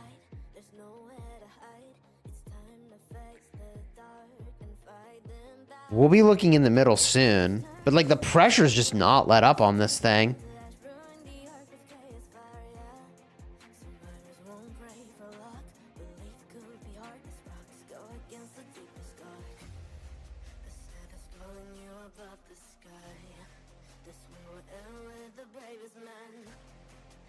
That Gorgo is finally cooked. GG. Setup for mid is slowly getting into place, and it's still early for that. But that means the combat in a lot of these other places is mostly wrapping up. This is a pretty big take here on this altar.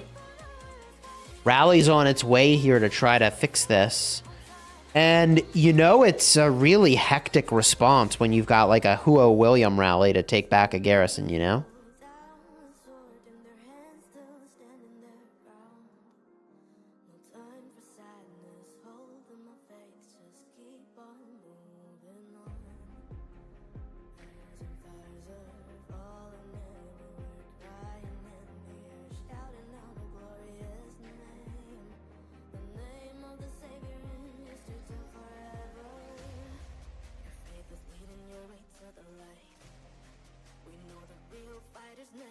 All right, it looks like this mid fight's about where it's going to be, you know? Although there is still an opportunity. Dr. Y going to solo swarm this garrison, I think. Yeah, there it is. Is this solo swarm going to be enough? I don't know. It could be, but reinforcements are on their way is the issue. And the marches he's got are just low enough. They might not get the job done in time. Oh yeah, no way. Very cool. Let's go to the middle. 2 minutes till this happens. Dust up for OT. OT really kind of looking to run this back. We see they've got 1,000 points of provisions already locked up.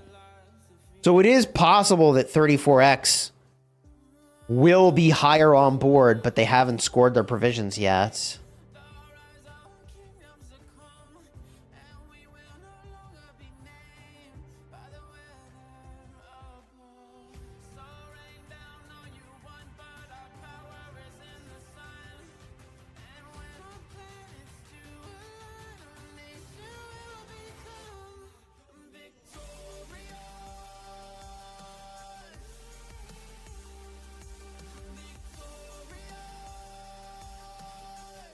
Total Vision.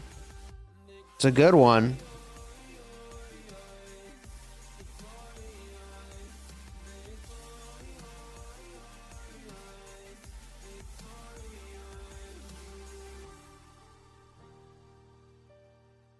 Here it is. Bog down. Bog down again.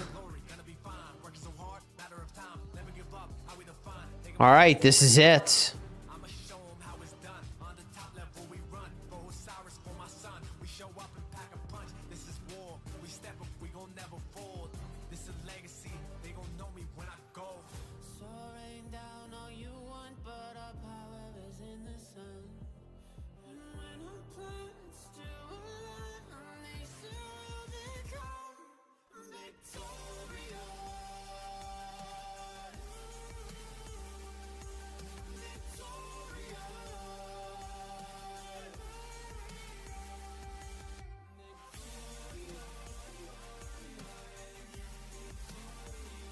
It's looking like this favors W34X.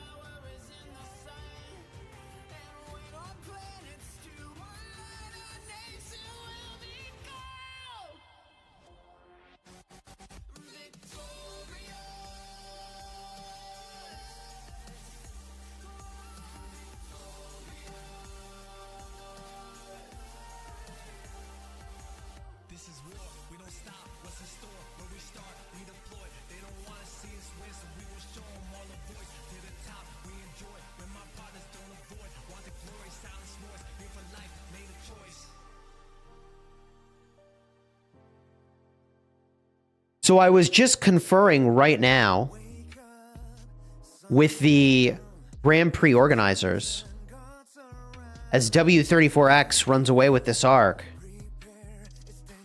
And this is a very, very, very spicy bracket that we're spectating right now.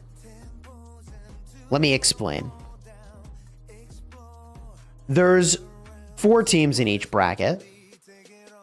In this group, I guess, sorry, bracket's the wrong word. In this group. In this group, we have HJK. They're 2-0. 16OT has lost both their games. W34X is 1-1, and WIB is 1-1. Now, if HJK wins, then they win the group. It doesn't even matter at that point what happens in this match. But if WIB beats HJK, then they advance. Unless W34X also beats OT, in which case it would be a 3-way tiebreaker. which would go to the point differential, potentially. Oh, man.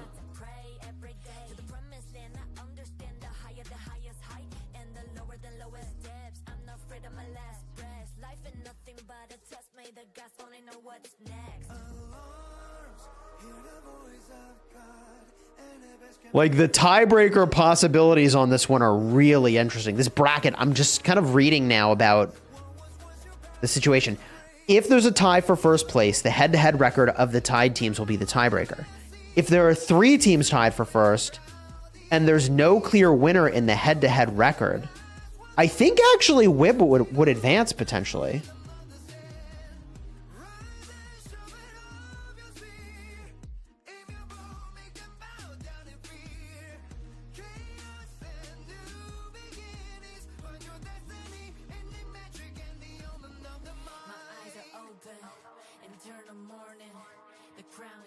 Oh, it's really hard to say. But it will be tiebreaker.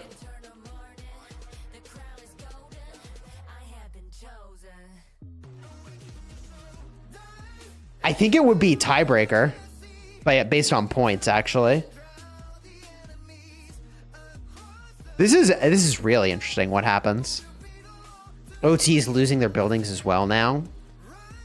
Yeah, this is a tough situation. This is a really spicy group match right now. Yeah, this is a good match. This is a really good match. This is really spicy.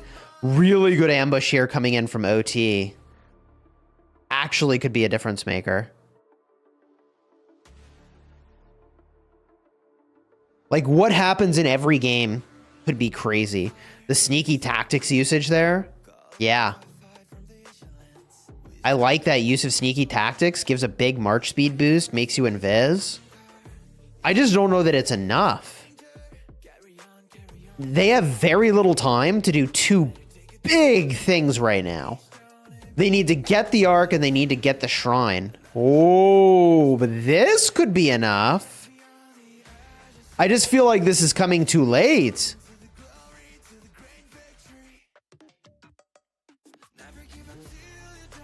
Wait a minute.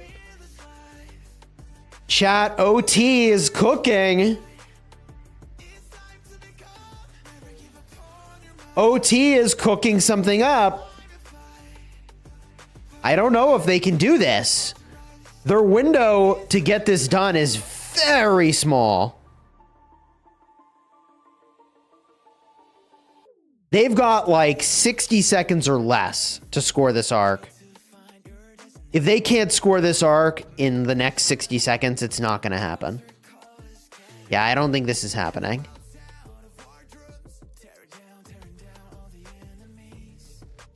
A lot needed to go their way there for that to be a possibility.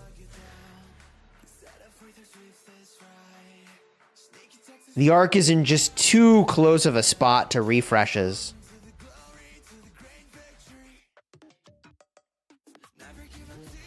Interesting.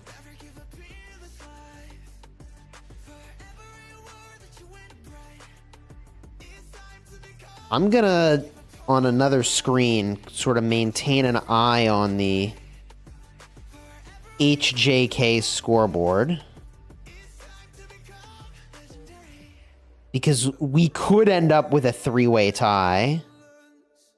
Although right now, HJK is up by 6,000 points. Okay, so if HJK keeps it up, then they will win their bracket. It really all comes down to if HJK can beat Wib.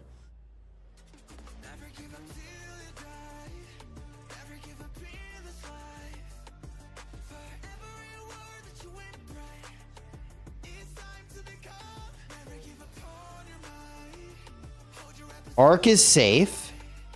Where's the action? Desert Altar.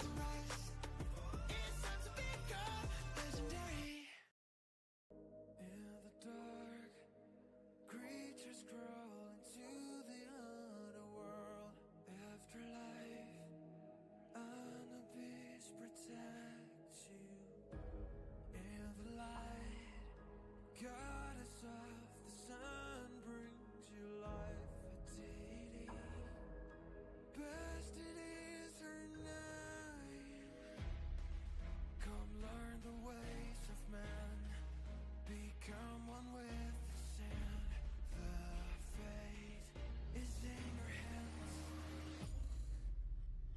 Really good building game going on from OT. They keep edging points from that, which gives them more and more leaderboard position.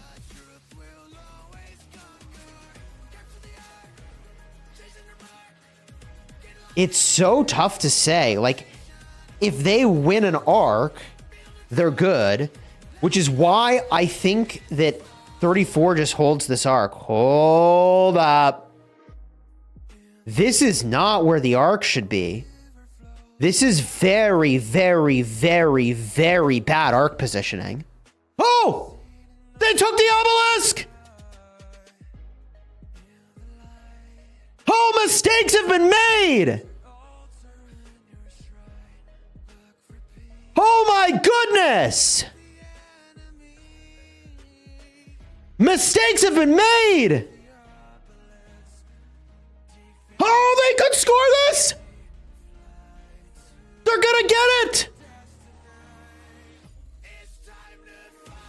Oh my gosh, they're gonna get it! Oh, they have the arc! Oh, they lost the obelisk! Wow! Oh, W34X almost threw the match! They almost threw the match! Dr. P almost single-handedly locked it up. Now, if you're wondering why Dr. P couldn't pull it off, it is because it was only Dr. P's marches. If there had been a different player, Dr. P would not have had to get out of the obelisk so that his other march could get in. But that player holding the arc, taking it to this obelisk, even this player, they do not know how to play this game, respectfully, because you never, ever take the obelisk there. Near any of these cities would be fine, but you never take the obelisk. Rather, you never take the arc to the obelisk so that the enemy can do exactly what you just saw. If that had been an attack made by multiple players, 16 OT would have won, and that would have been a throw for W34. A fully unforced error is what that would have been. Oh my goodness. That was insane. And again, if you hold the arc, let's just get everybody in stream aligned here. If you're holding the arc, remember, you can score the arc in any one of your cities. So under no circumstance should you put the arc right next to the obelisk, where the enemy can take your obelisk and score it at your obelisk. Oh!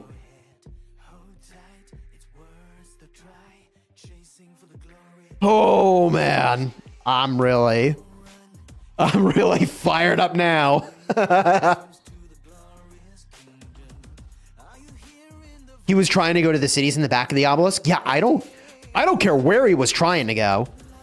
Under no circumstance do you ever take the arc by the obelisk. If you want to go to this city, let's say, and the arc is over here, you walk around the obelisk. But under no circumstance do you, for the benefit of your enemy, take the arc next to the obelisk, ever. Yes, bad pathing. Catastrophic pathing. Almost match-ending pathing. Almost match-ending pathing. Almost game-throwingly bad pathing. I mean, it's certainly more exciting to spectate. Oh my goodness. Oh, that was insane.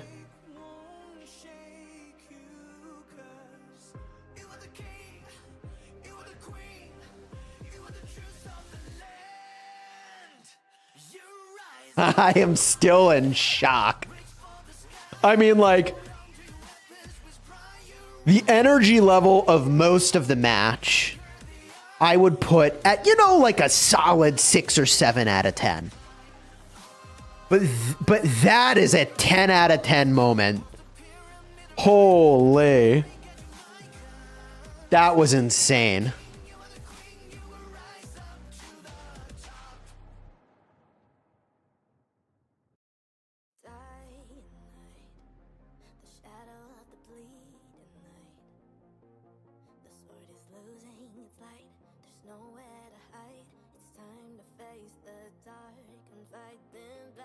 Right, because, like, here's the thing. Let's say you have the arc over here, right? I mean, the worst thing that happens is the enemy has to either path into your cities, take it to the obelisk, or they have to path down to the outpost. Even if the enemies took out the carrier and the carrier was standing here, I mean, you've got your own players at the shrine and you've got your cities right here, right? But the one and only place you never, under any circumstance, take the arc is next to a structure when you're not ready to score it immediately. Oh, woo! Okay, well, that was fun. That was exciting. And it does look like HJK is on their way to a victory at this point. 23,000 to 30,000 in that matchup. That is going to make it so that they will win this group. So the outcome of this match is unlikely to matter at all.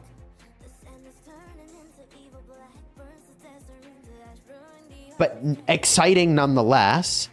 HJK looking undefeated at the moment, and likely in the final 5 minutes to continue that to a 3-0 record.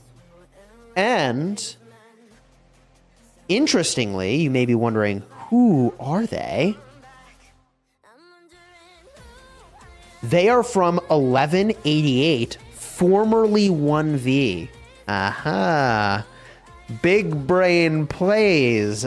Formerly 1V, unsurprising to see them sweeping the group.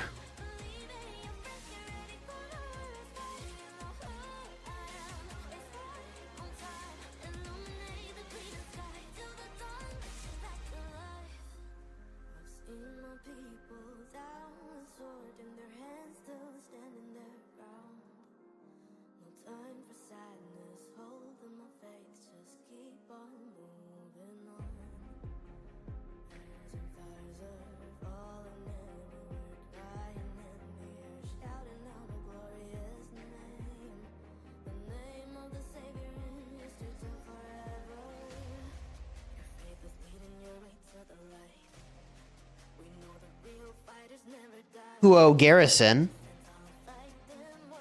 A garrison of necessity.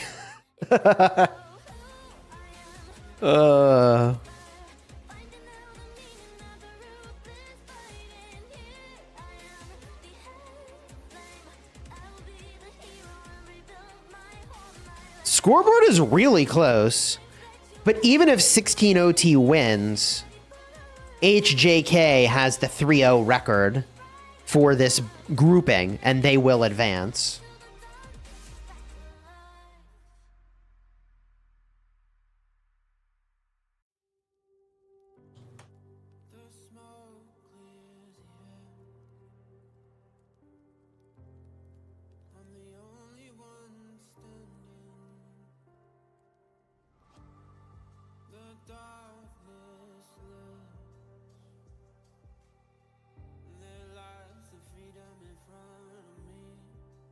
The final moments of this match. Very close on leaderboard. Honestly, great gameplay from both teams. With 2 minutes left, there's not enough time to make a difference here based on buildings, but provisioning could propel OT ahead. I would actually believe it's possible, but I would also believe that if 34X is provisioned and never turned any in because they didn't take stocking up, that it could be a different story entirely. The final minute here is actually going to be very interesting.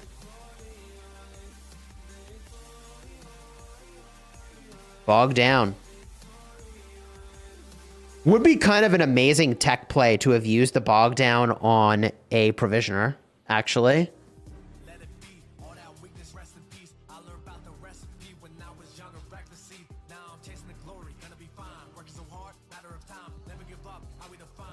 Will provisions be the difference? Leaderboard, 1,000 point diff here. It's close. No provisions really to speak of for 34X. So they're either going to all arrive in a moment, or they didn't provision. And OT provisioning could help them prevail. We won't really know until the final seconds have concluded.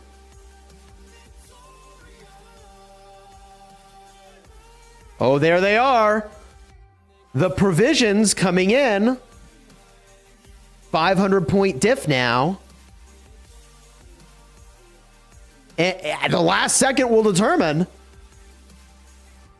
Are there more provisions?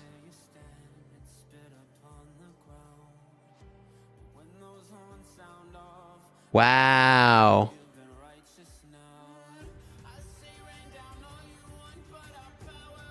W34X with the win. 31,691 to 32,224. A very close game. However, HJK getting the win in their game, assuming that happened, will propel them to the next round, and both OT and W34X would in that instance be eliminated. I will be right back after a brief intermission to spectate more of these matches in the special Grand Prix realm. We will be right back, folks.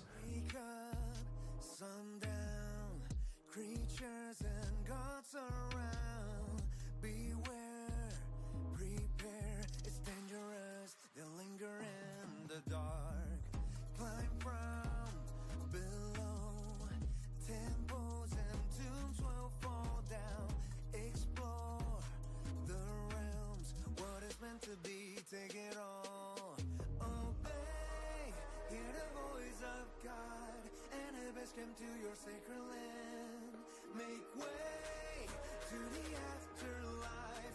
What was once your palace, now your grave. Awaken your soul, dive and devour the Red Sea. Take control and drown the enemies. Across the vast wild desert, move your feet along to the rhythm of the sand. Rise and shove it off your spear. Aim your bow, make them bow down in fear. Chaos and new beginnings. Find your destiny and the metric and the omen of the mind. Hey, to have peace, yes, Lord, there must be strife. Hour to see the end of life. I step to death, my eyes are open. I read and told them there's a light. Eternal life awaits me, yes. No one can dare deny me. I'll gladly give my life. All my people can my kingdom point the way. That's a small price to pay. To God to pray every day. To the promised land, I understand the higher the highest height.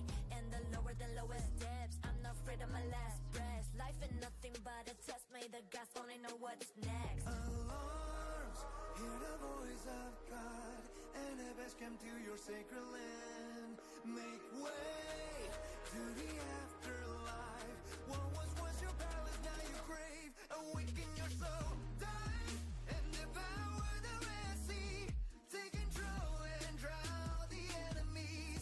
Across the vast wild desert, move your feet along to the rhythm of the sand. Rise and shove it off your spear. Aim your bow, make them bow down in fear. Chaos and new beginnings. Find your destiny in the metric and the omen of the mind. My eyes are open in eternal morning. The crown is golden. I have been chosen. My eyes are open in eternal morning. The crown is golden. I have been chosen.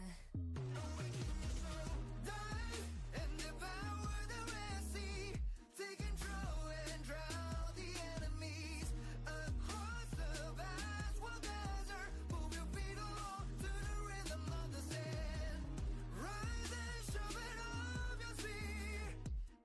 All right, everybody, we're back for the final round of the day. We've got 65 AC versus 1 EE8. And you may recall from earlier in the stream that 1 EE8 really cooked.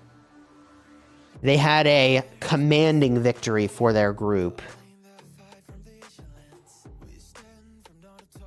Now, I've reached out to the organizers here to see which groups are decided. It looks like HJK advances. Group A is decided. Group B is also decided, I believe. And I'm waiting the feedback. It must have been Beer, I assume, that won. I believe that is a team from 1960. And it is Group C and D that are still undecided.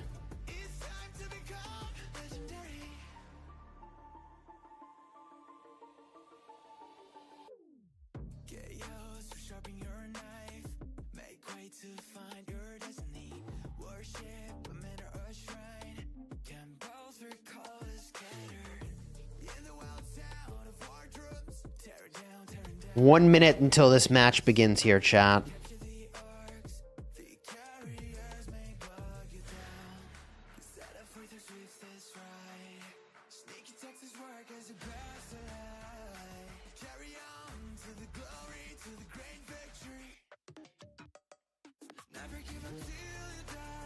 All right, drop your predictions into the chat.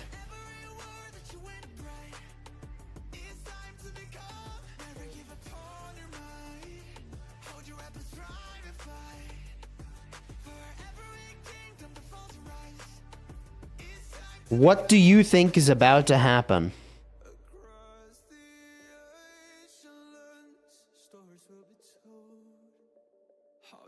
Everybody prayed in the last 30 seconds of that last game. It was close. All right, in just a few seconds, this will begin. We'll keep it zoomed out to see kind of where everybody's going.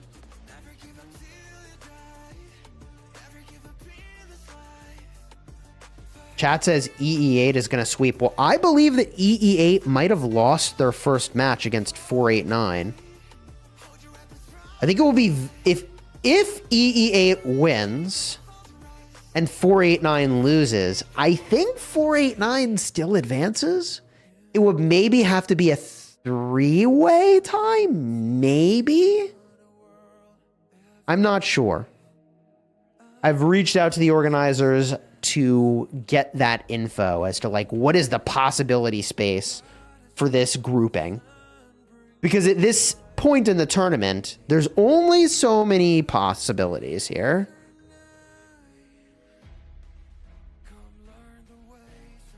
Is 489 3-0? If 489 is 3-0, then this group would theoretically be decided. I think 489 is playing again now.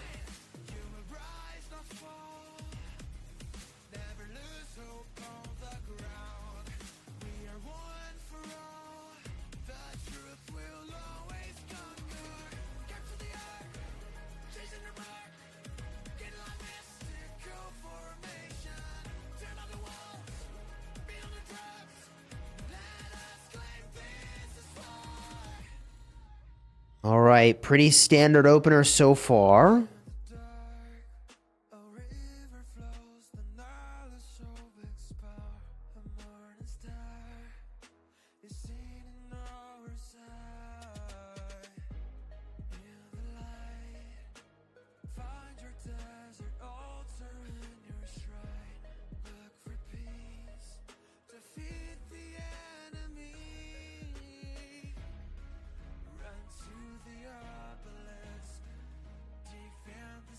Uh, 489 had only, I think, one game yesterday, and they won their game. And they did a game earlier today, I think.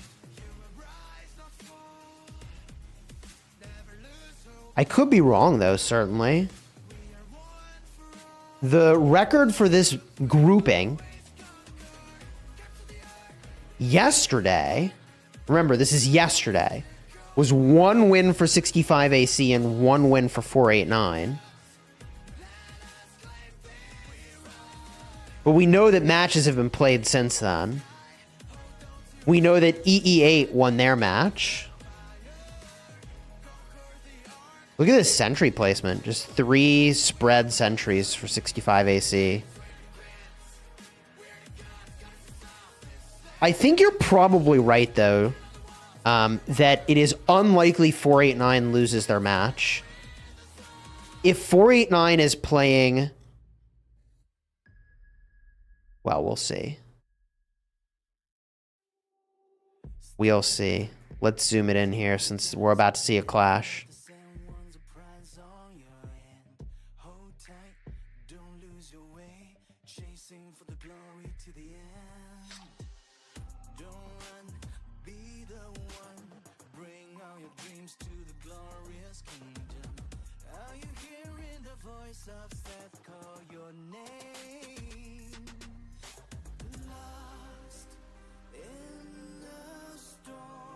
Rally swinging by.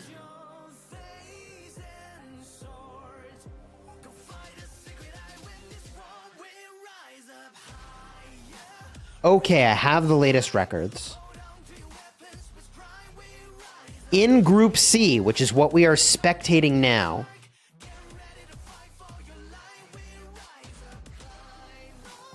(24) 2A has 0 wins. They are playing 489. 489 has 2 wins. So if 489 wins, they will advance. And even if 489 loses, which is unlikely, then, and if one EE8 or 65AC wins, it would come down to who won in the head-to-head versus 489. And the answer would be 489. So I think 489 is very likely to advance this bracket no matter how you slice it.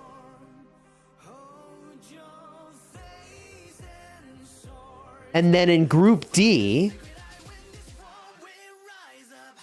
AVG has no wins. GV77 has 2 wins. Aqua has 1 and OB44 has 1. GV77 is very likely to advance from their group as well.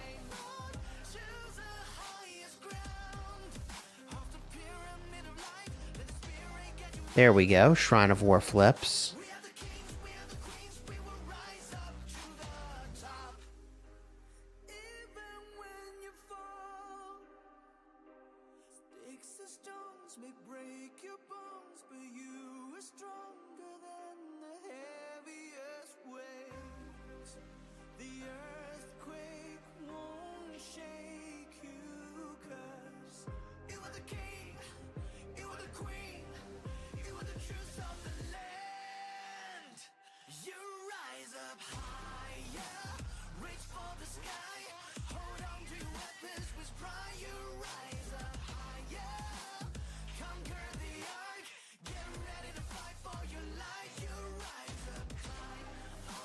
All right.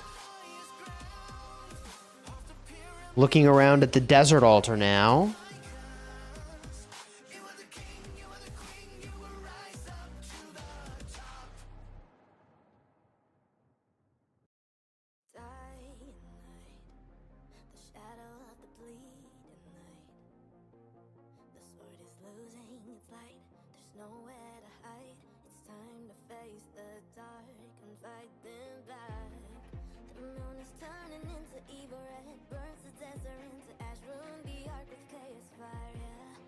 Obelisk has been taken.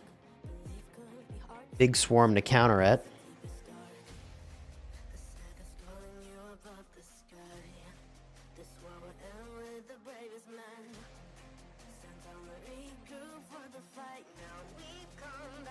Really contentious opening here, but favoring 65 AC for sure.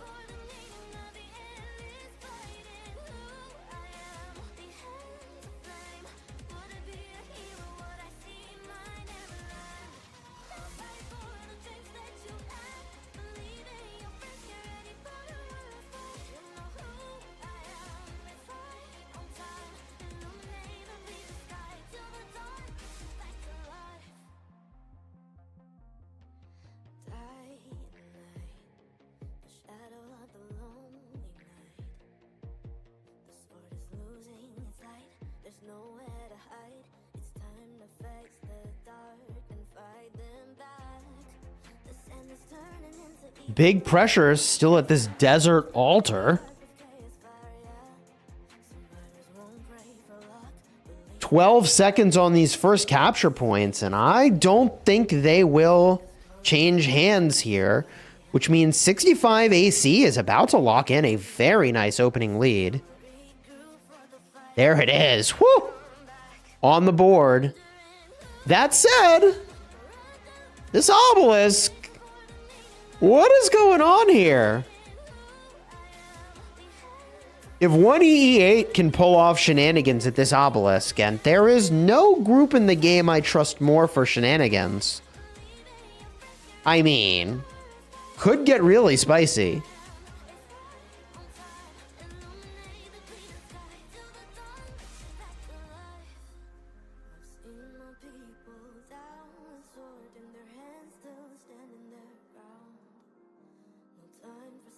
I want to watch this obelisk. This could be transformative if it actually stays in the hands of EE8.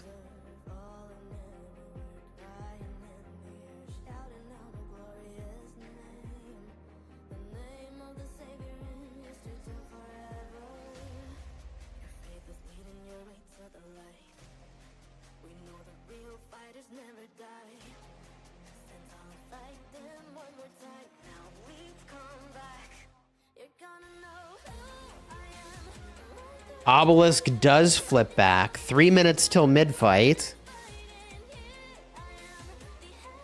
Looking around the map for the action. Really, it should all be floating to mid.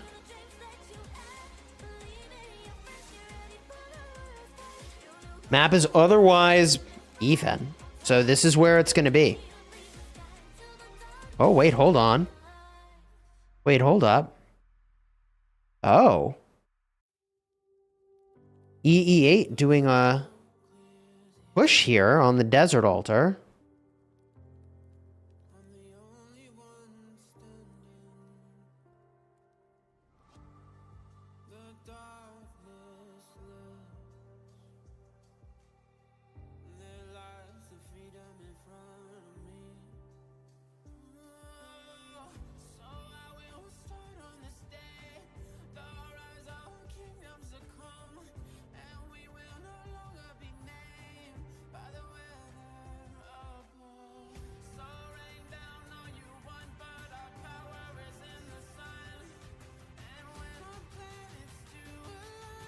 Let's go to the middle.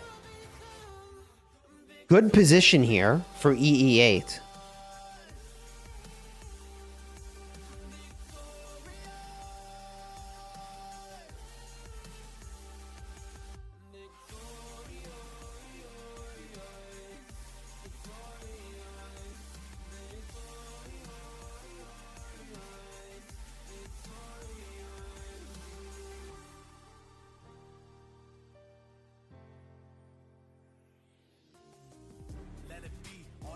Rest in peace. I learned about the recipe when I was younger, recklessly. Now I'm chasing the glory, gonna be fine. Working so hard, matter of time. Never give up, how we define. Taking my chances, breaking a climb.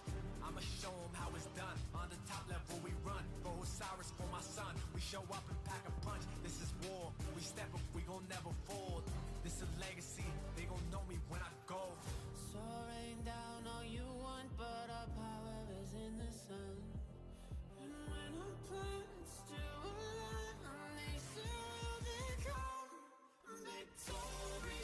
Dust Up activated. This could be a fun arc contention here. What do you think's gonna happen here, chat?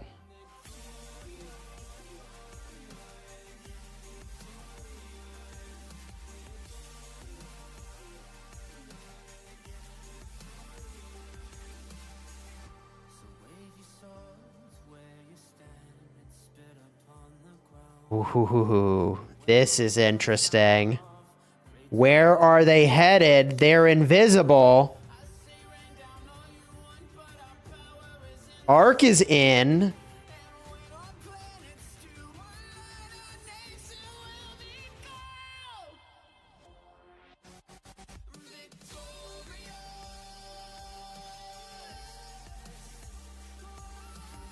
This is an unusual strategy. Bog down. Both teams apply it.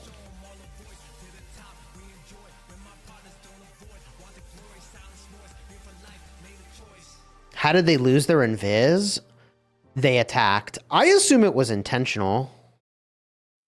Wake up, sundown, creatures and gods around. Beware, prepare, it's dangerous. They linger in the dark. Climb from below. Temples and tombs will fall down. I think this might be working out for 65 AC. They've got a building game that's cooking, and they used more points for this fight, which has given them an advantage, and I think they're going to get this arc.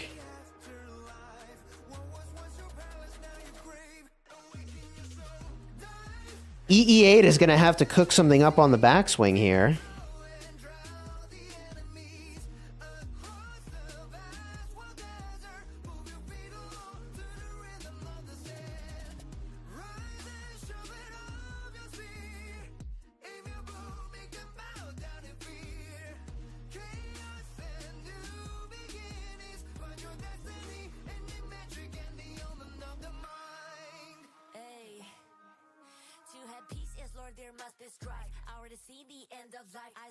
Swarm on the Shrine of Life here.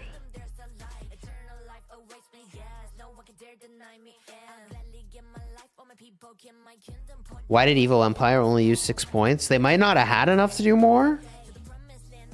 Because they were in the lead? I'm not sure. 6 is a pretty reasonable number to use in this first fight for the arc.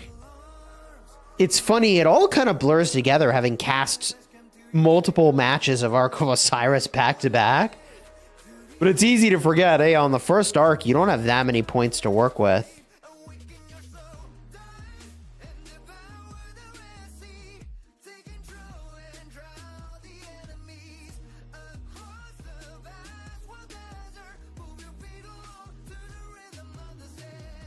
Sky Altar falls.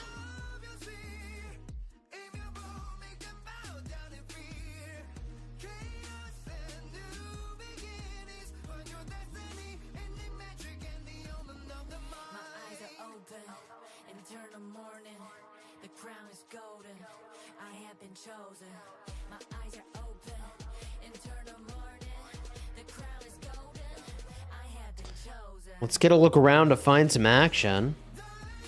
It's at the arc, folks. I think this carrier's probably safe.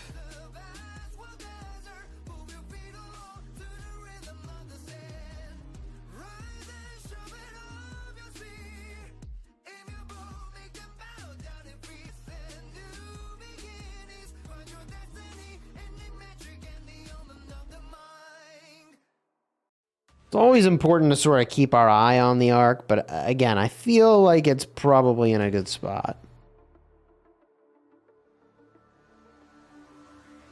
Bonfire is blazing so bright, calling the fight from vigilance. We stand from dawn to twilight.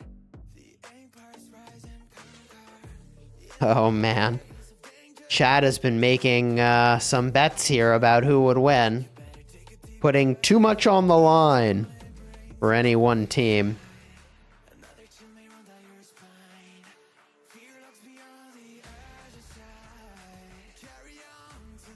Whoopsies.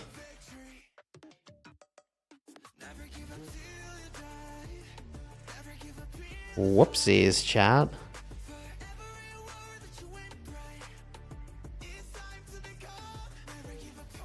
Look at that. The siege captains are in the... Oh, I thought they were the garrison. Are they the garrison? They are. Siege garrison.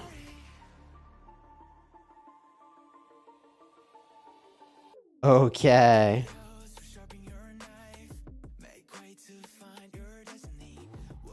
Siege garrison. Wow. Suppose that was too good to be true, huh, chat?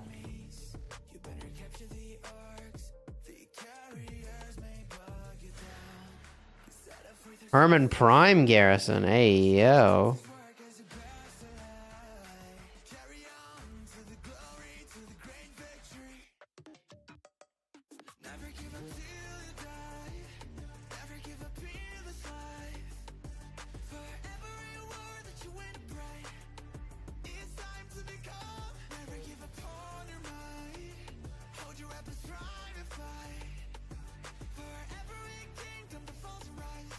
Sky Alter's in trouble. What a reinforcement.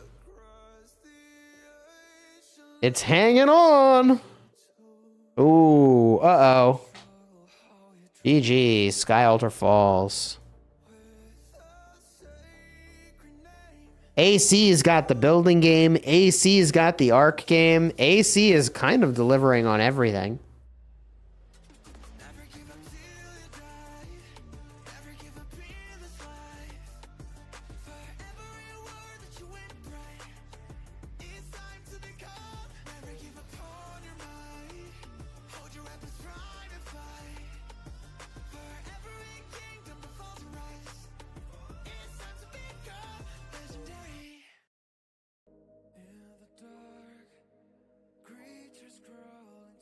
Big swarm from EE8 on this desert altar.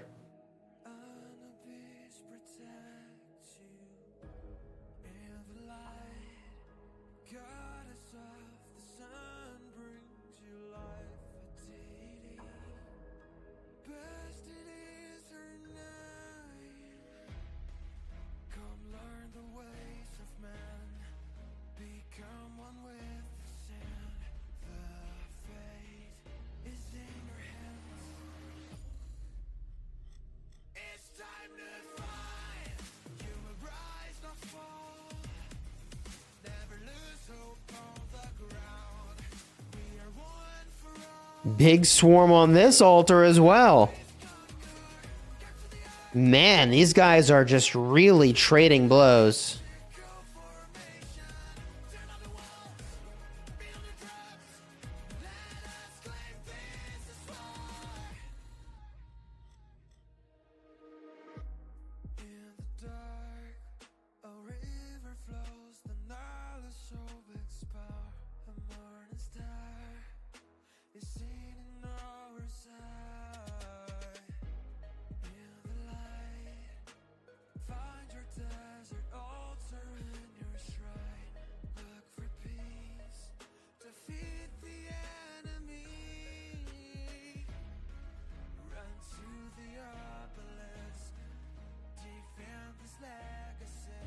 .65 AC, chilling with a 3,000 point lead, almost, and an arc in hand. They're in a pretty good spot here. What really matters is how is 489 doing? Let's find out. How is 489 doing?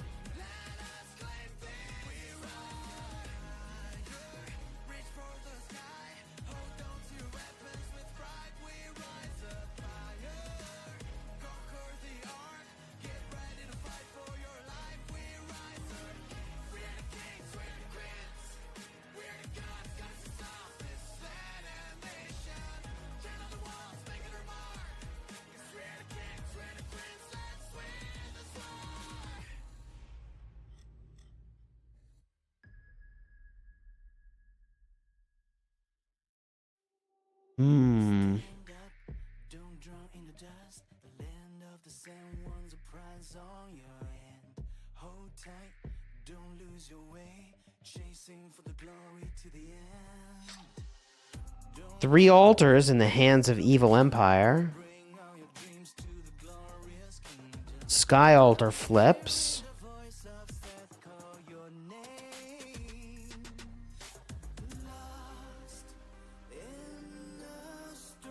Evil Empire needs to get real momentum on these buildings, and that's not enough yet. Given that the arc has been held for so long. I mean, this will be a 2 to 3 arc game at most.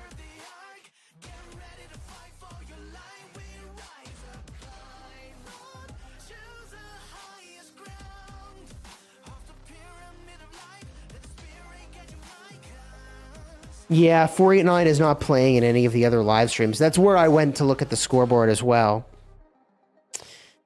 It looks like that's one of the games that's not planned to be streamed.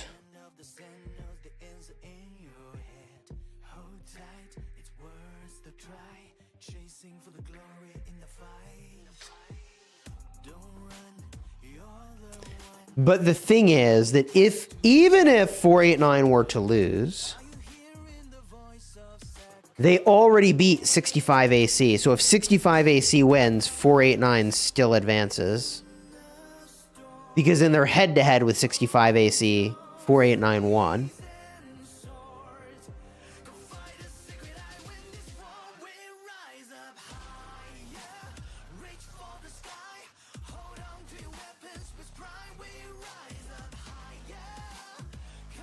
Ooh, this altar's in trouble.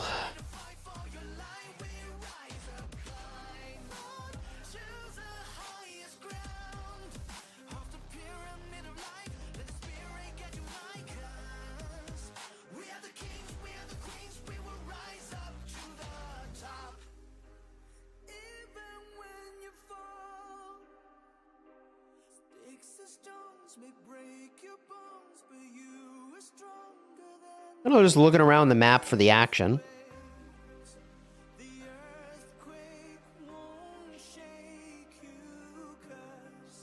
Big play about to happen over here. 65 AC. Looks like they're cut off, though. Really good ambush here by EE8.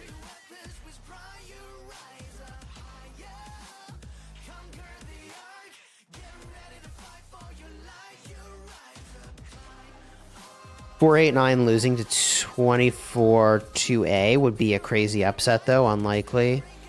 Yeah, I think 489 advancing is extremely likely, and I think GV77 advancing is extremely likely. Now, the GV77 match is also being cast right now, so let me see here. If I can get a scoreboard for that, which I can.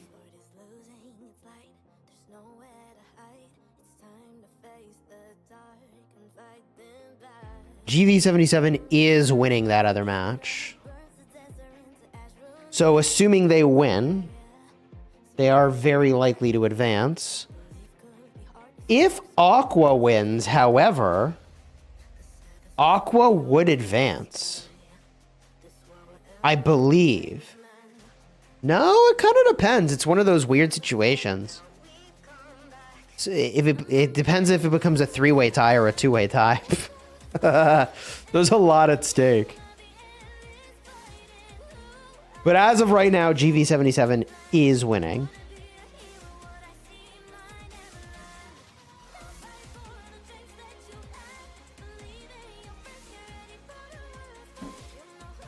A lot of exciting gameplay this morning, honestly.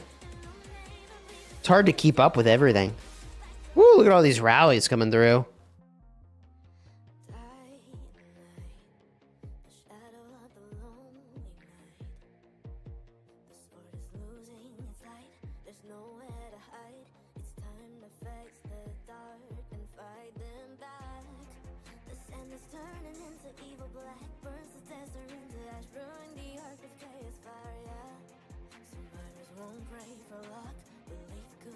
Dust Up activated. Now that's unusual. I guess it's taking so long they have time.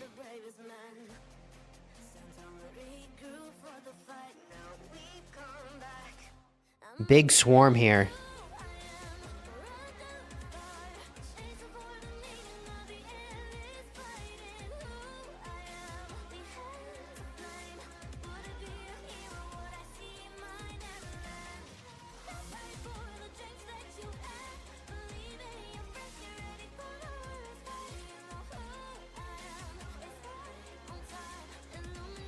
Sky Altar looking pretty safe for EE8 at this point, but not 100% yet.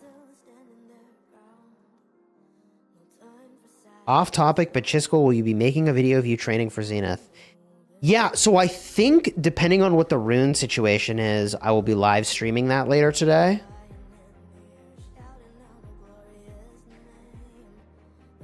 If we have a 10% rune, I'll just train. I've learned that waiting for a 15 is often perilous.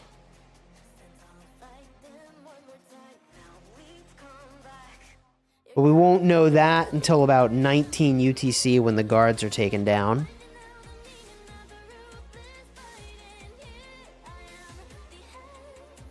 But I think I'll be training anywhere between 30 and 40 million power later today. I kind of haven't decided.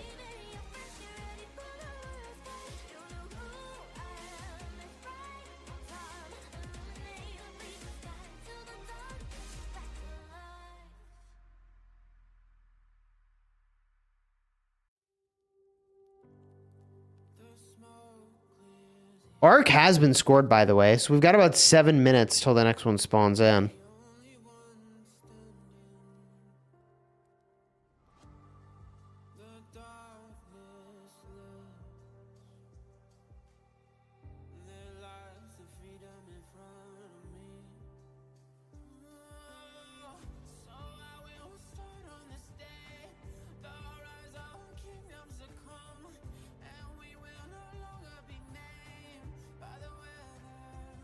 Rally's in, but I don't think it makes a difference here.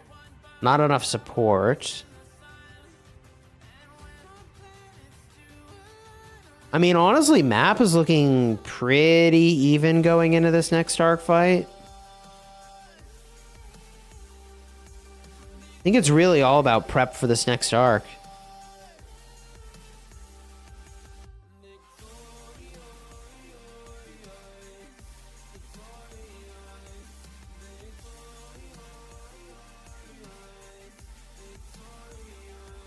Oh, this rally could be kind of exciting.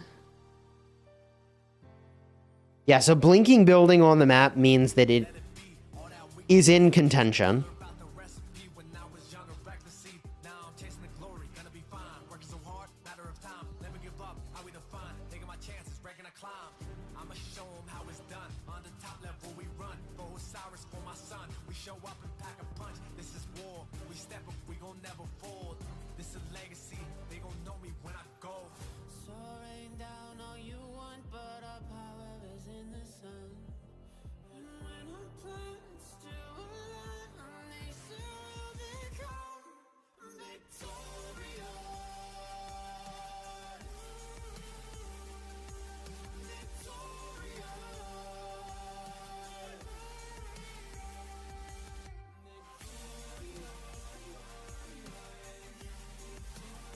Big fight at this desert altar.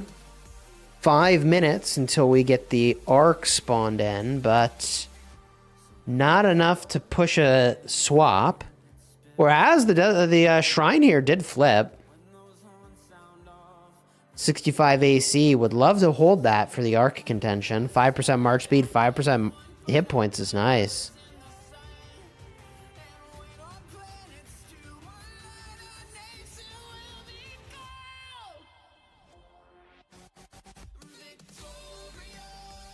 Currently GV77 for their grouping.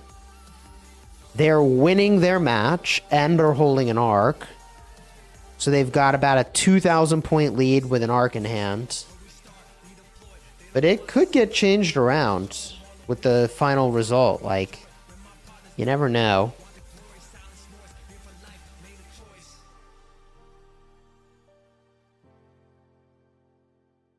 It'll be over when it's over, and that'll be in 25 minutes.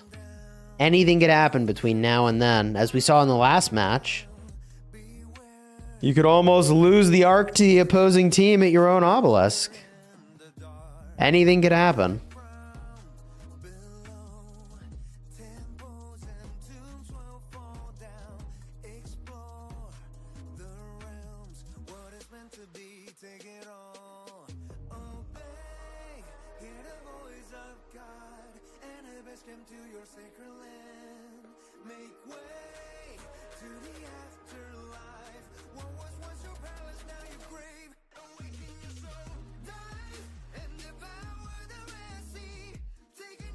And amazingly, 65 AC has held on to this shrine.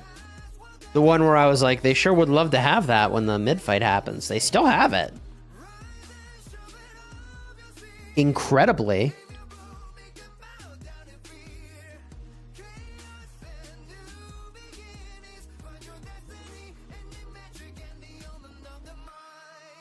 Hey, to have peace, yes, Lord, there must be strife.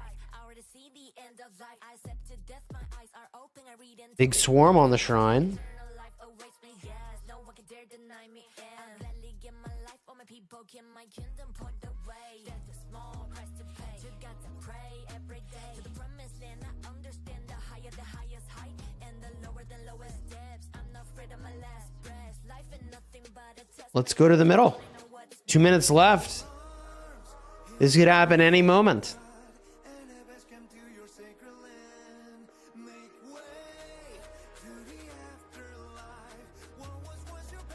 Sky Altar, Rally, and Swarm. That'll get the job done.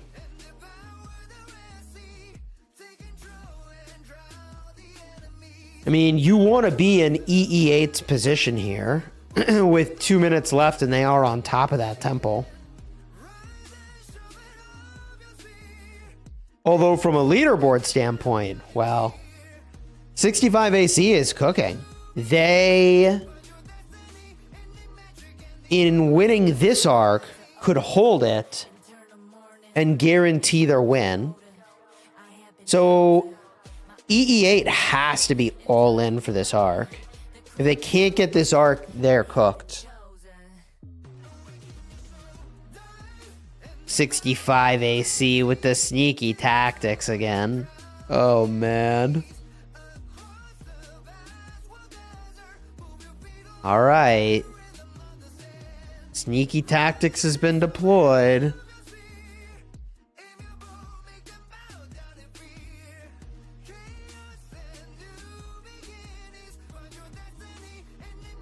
Dust up. EE8 activated it. Those animations are remarkably similar. Bonfire is blazing so bright, calling the fight from the islands. We stand from dawn to twilight. Bog down. In the wild face of danger, carry on, carry on. We have seen a lot of bog down this tournament. Take a deep breath. Each dawn it brings a bitter fight. Another chill may run down your spine. Fear lurks beyond the other side. Carry on to the glory, to the great victory. Oh! 65 AC.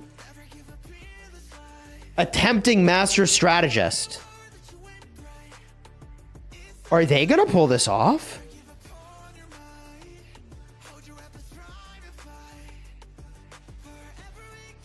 Nope. Nope. Whoopsies. EE8 gets the arc for sure now. What I don't understand is why you would make such a risky play when you don't need to, other than just for funsies, for practice.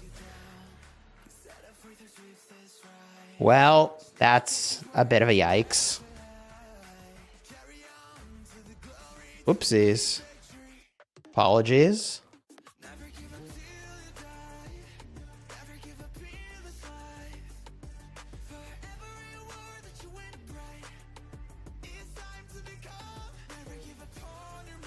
All right. Well, what happens now? I mean,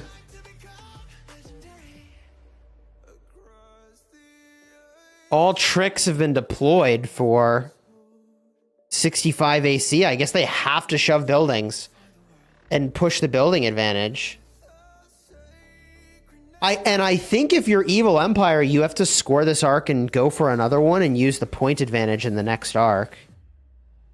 Right? It's the only way. They gotta fast cap this, I think.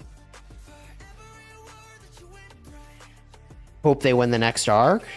What would you do here, chat? You cap or hold? I think they have to cap and rush another arc.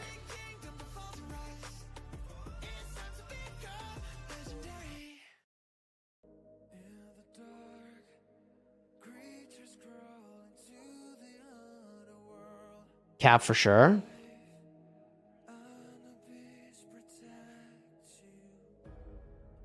You know what I think is awfully silly? Not escorting your arc is awfully silly. And I think that Evil Empire is about to be super guilty of some silliness.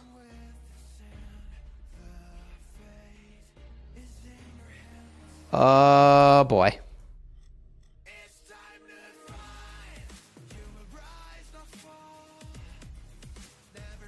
Oh boy.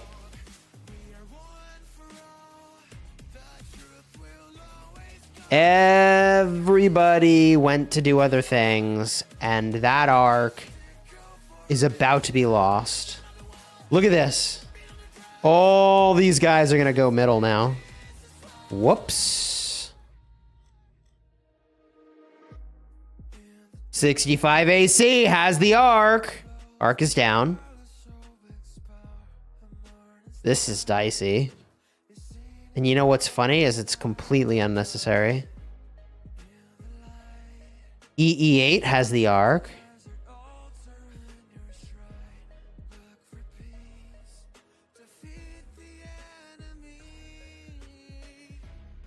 Arc is down.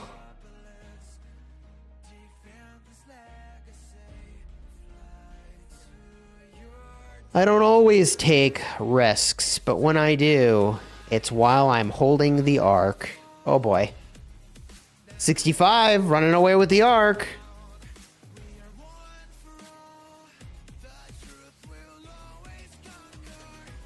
Imagine your opponent flops Master Strategist and you still lose the arc. Oh no. Here we are, chat. It is happening. Oh boy. 65 AC back at it.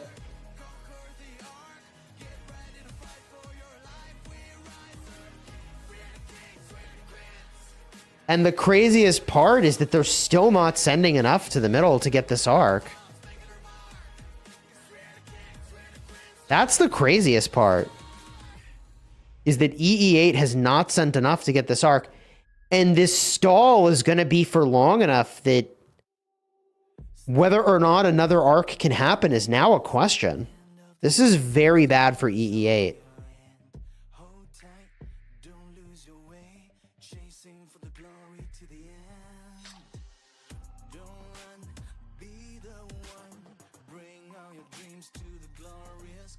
That arc is looking really good for 65 right now. Oh my god. It's actually happening.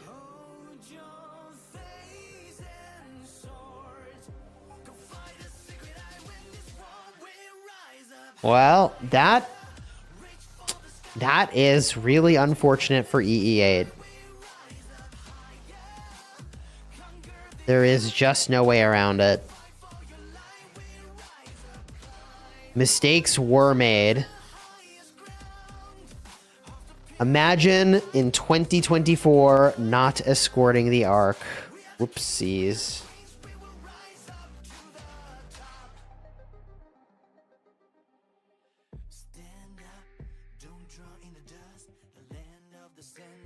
I think that EE8 could still get this arc, but they will have lost a lot of critical time.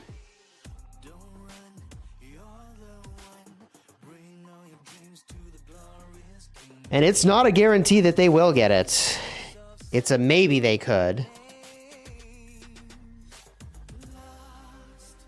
The level of effort to have properly escorted this would have been very minimal earlier.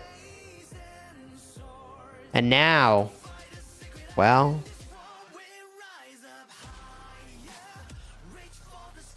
if they can even get it at all. the effort will be monumental.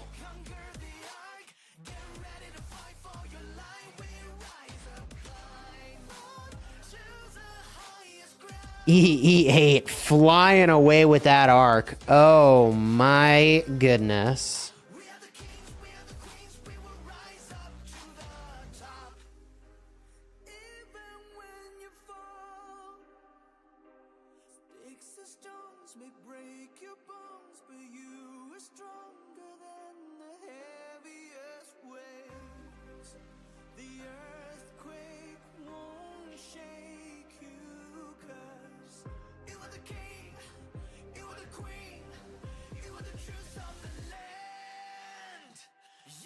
Well, that's oh, man. You know what? But imagine this, chat. Imagine you get the arc from the enemy because they didn't escort it, and then after you do that, you don't escort it yourself. Imagine if 65 AC flops Master Strategist, 1 EE8 flops the easy carry, and then 65 AC flops their easy carry because they sent literally 3/4 of their team somewhere else. Whoops. Whoops. Here comes Master Strategist.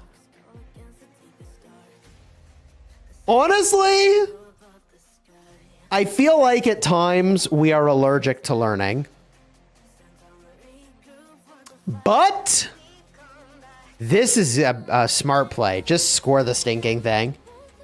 Just score it, bro. There it is. Oh, man. Ah!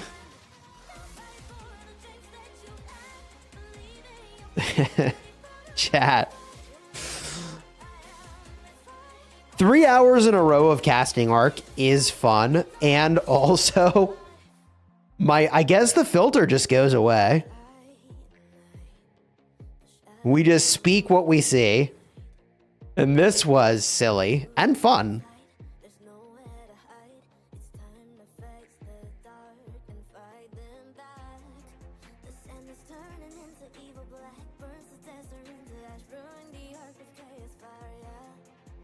This was a fun roller coaster. I agree. Basically, the last hour has been a roller coaster. From the moment that the arc was almost spoon-fed to the opposing team at the obelisk, all the way to now, it's been a roller coaster. Things you expect to see, and then things you don't expect to see.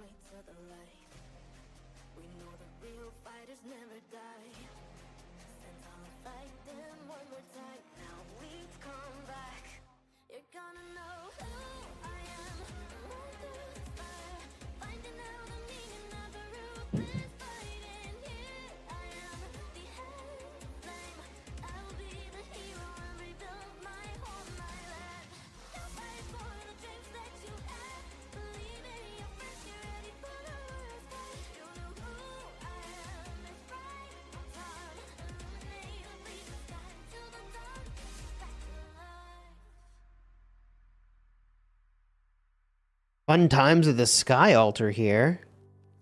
And there is still going to be another arc, by the way.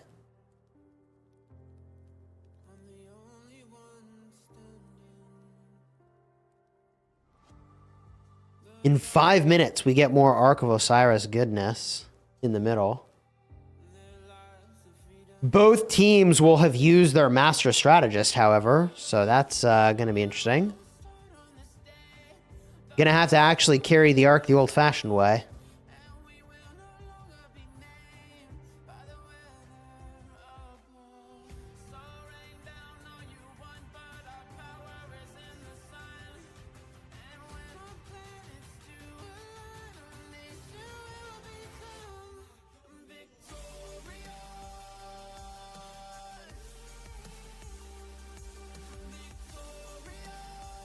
Now, wait a minute.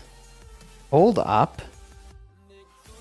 The GV77 Aqua game is extremely close. Let me fast forward a little bit if I can. Somehow I've fallen behind the real timeline. Aqua may win, actually. Aqua is down by 4,000 points, but they're holding the Ark.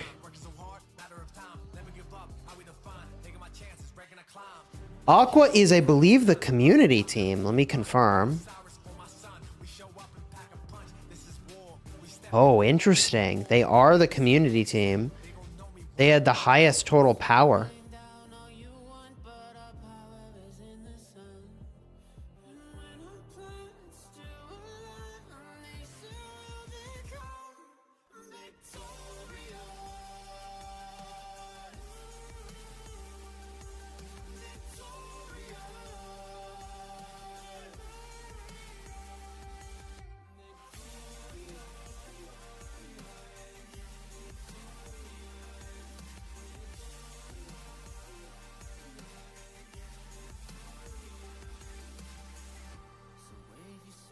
So there could be a 3-way tie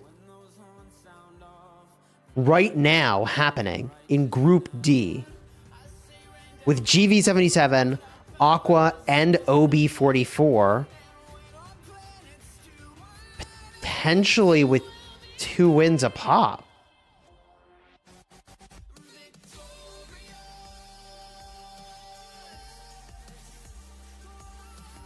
Three-way tie is really interesting. In the case of the 3-way tie, they then need to look at who won the 1v1s. And if it's unclear, if there's no dominant team, in other words, if one team beat the other 2 teams, like they advance. But, oh, this is such an interesting situation.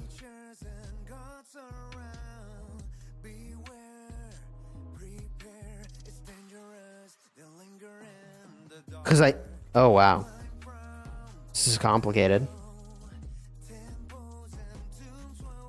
Yeah, that would be very complicated.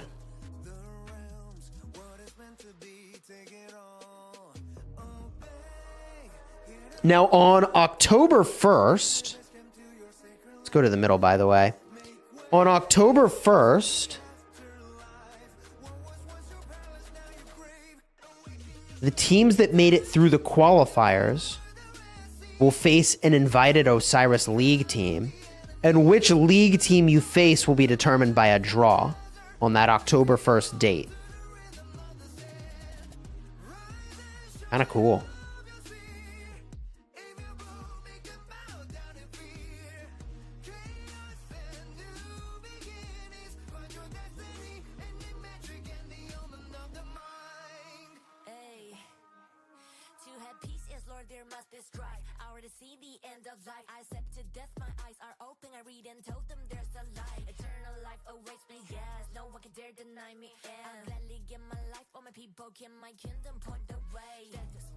Nothing changes the outcome of this match at this point. If Evil Empire had scored the arc that was in their hands, then it would be very close.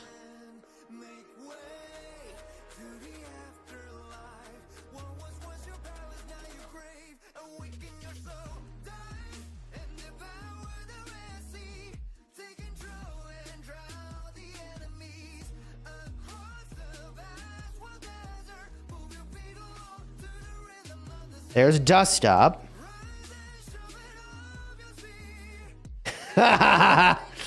65 with the sneaky tactics. It's just what they do, man. That is funny. Eyes are open, eternal morning. The crown is golden. I have been chosen. How likely is it for anyone to score this arc? 4 minutes is an abundance of time. EE8 with Heaven's Grace. 4 minutes is plenty of time. It takes about 2 minutes to walk if you're uninterrupted with a mid to fast march.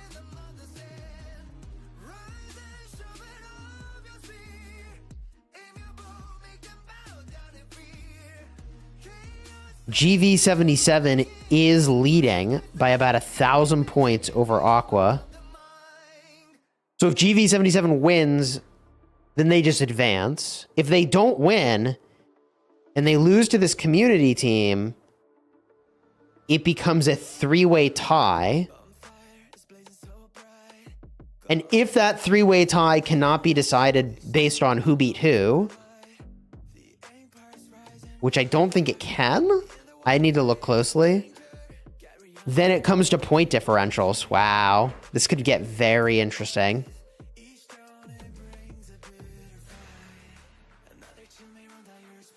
Arc changing hands back and forth here.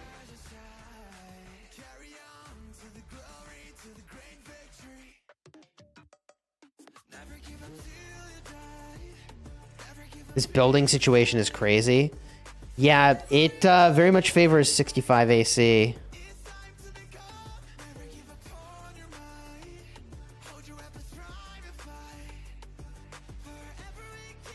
GV77 is expanding their lead very slowly here in the final minutes.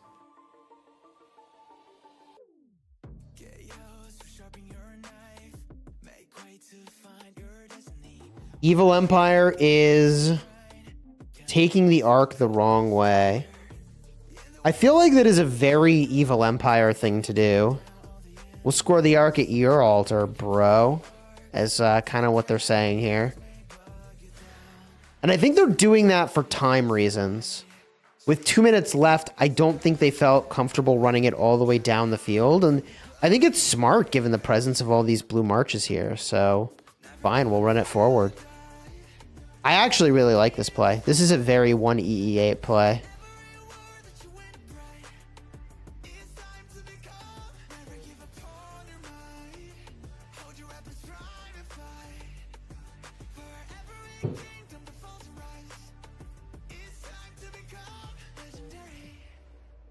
$1,000 lead for GV77. That matchup is as close as it gets.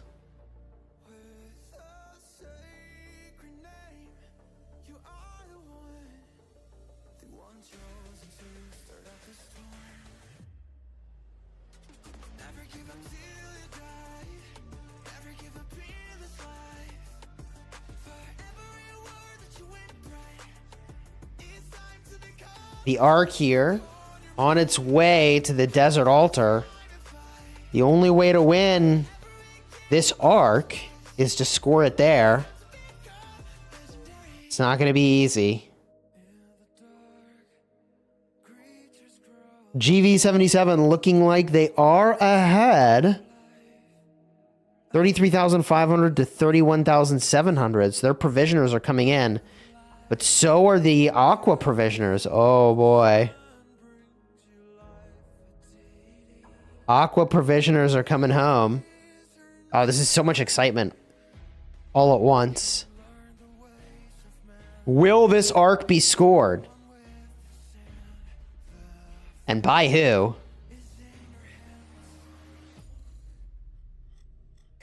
Only a small number of seconds left in the GV77 Aqua match. I don't know how their match is a couple seconds ahead of us, but I think GV77 will advance. Wow, that was close. And this arc, hilariously, gets scored by 65. Oh boy. GG's. If you enjoyed the stream, throw a like on here. Consider subscribing. We'll be back for stage 2 of the Grand Prix. If you thought this was good, just wait till what comes next. Toss a like on the stream. And until next time, you have fun smashing your enemies. The draw will be on October 1st, and in-game events related to the Grand Prix are coming soon. See you soon, everybody. Take care.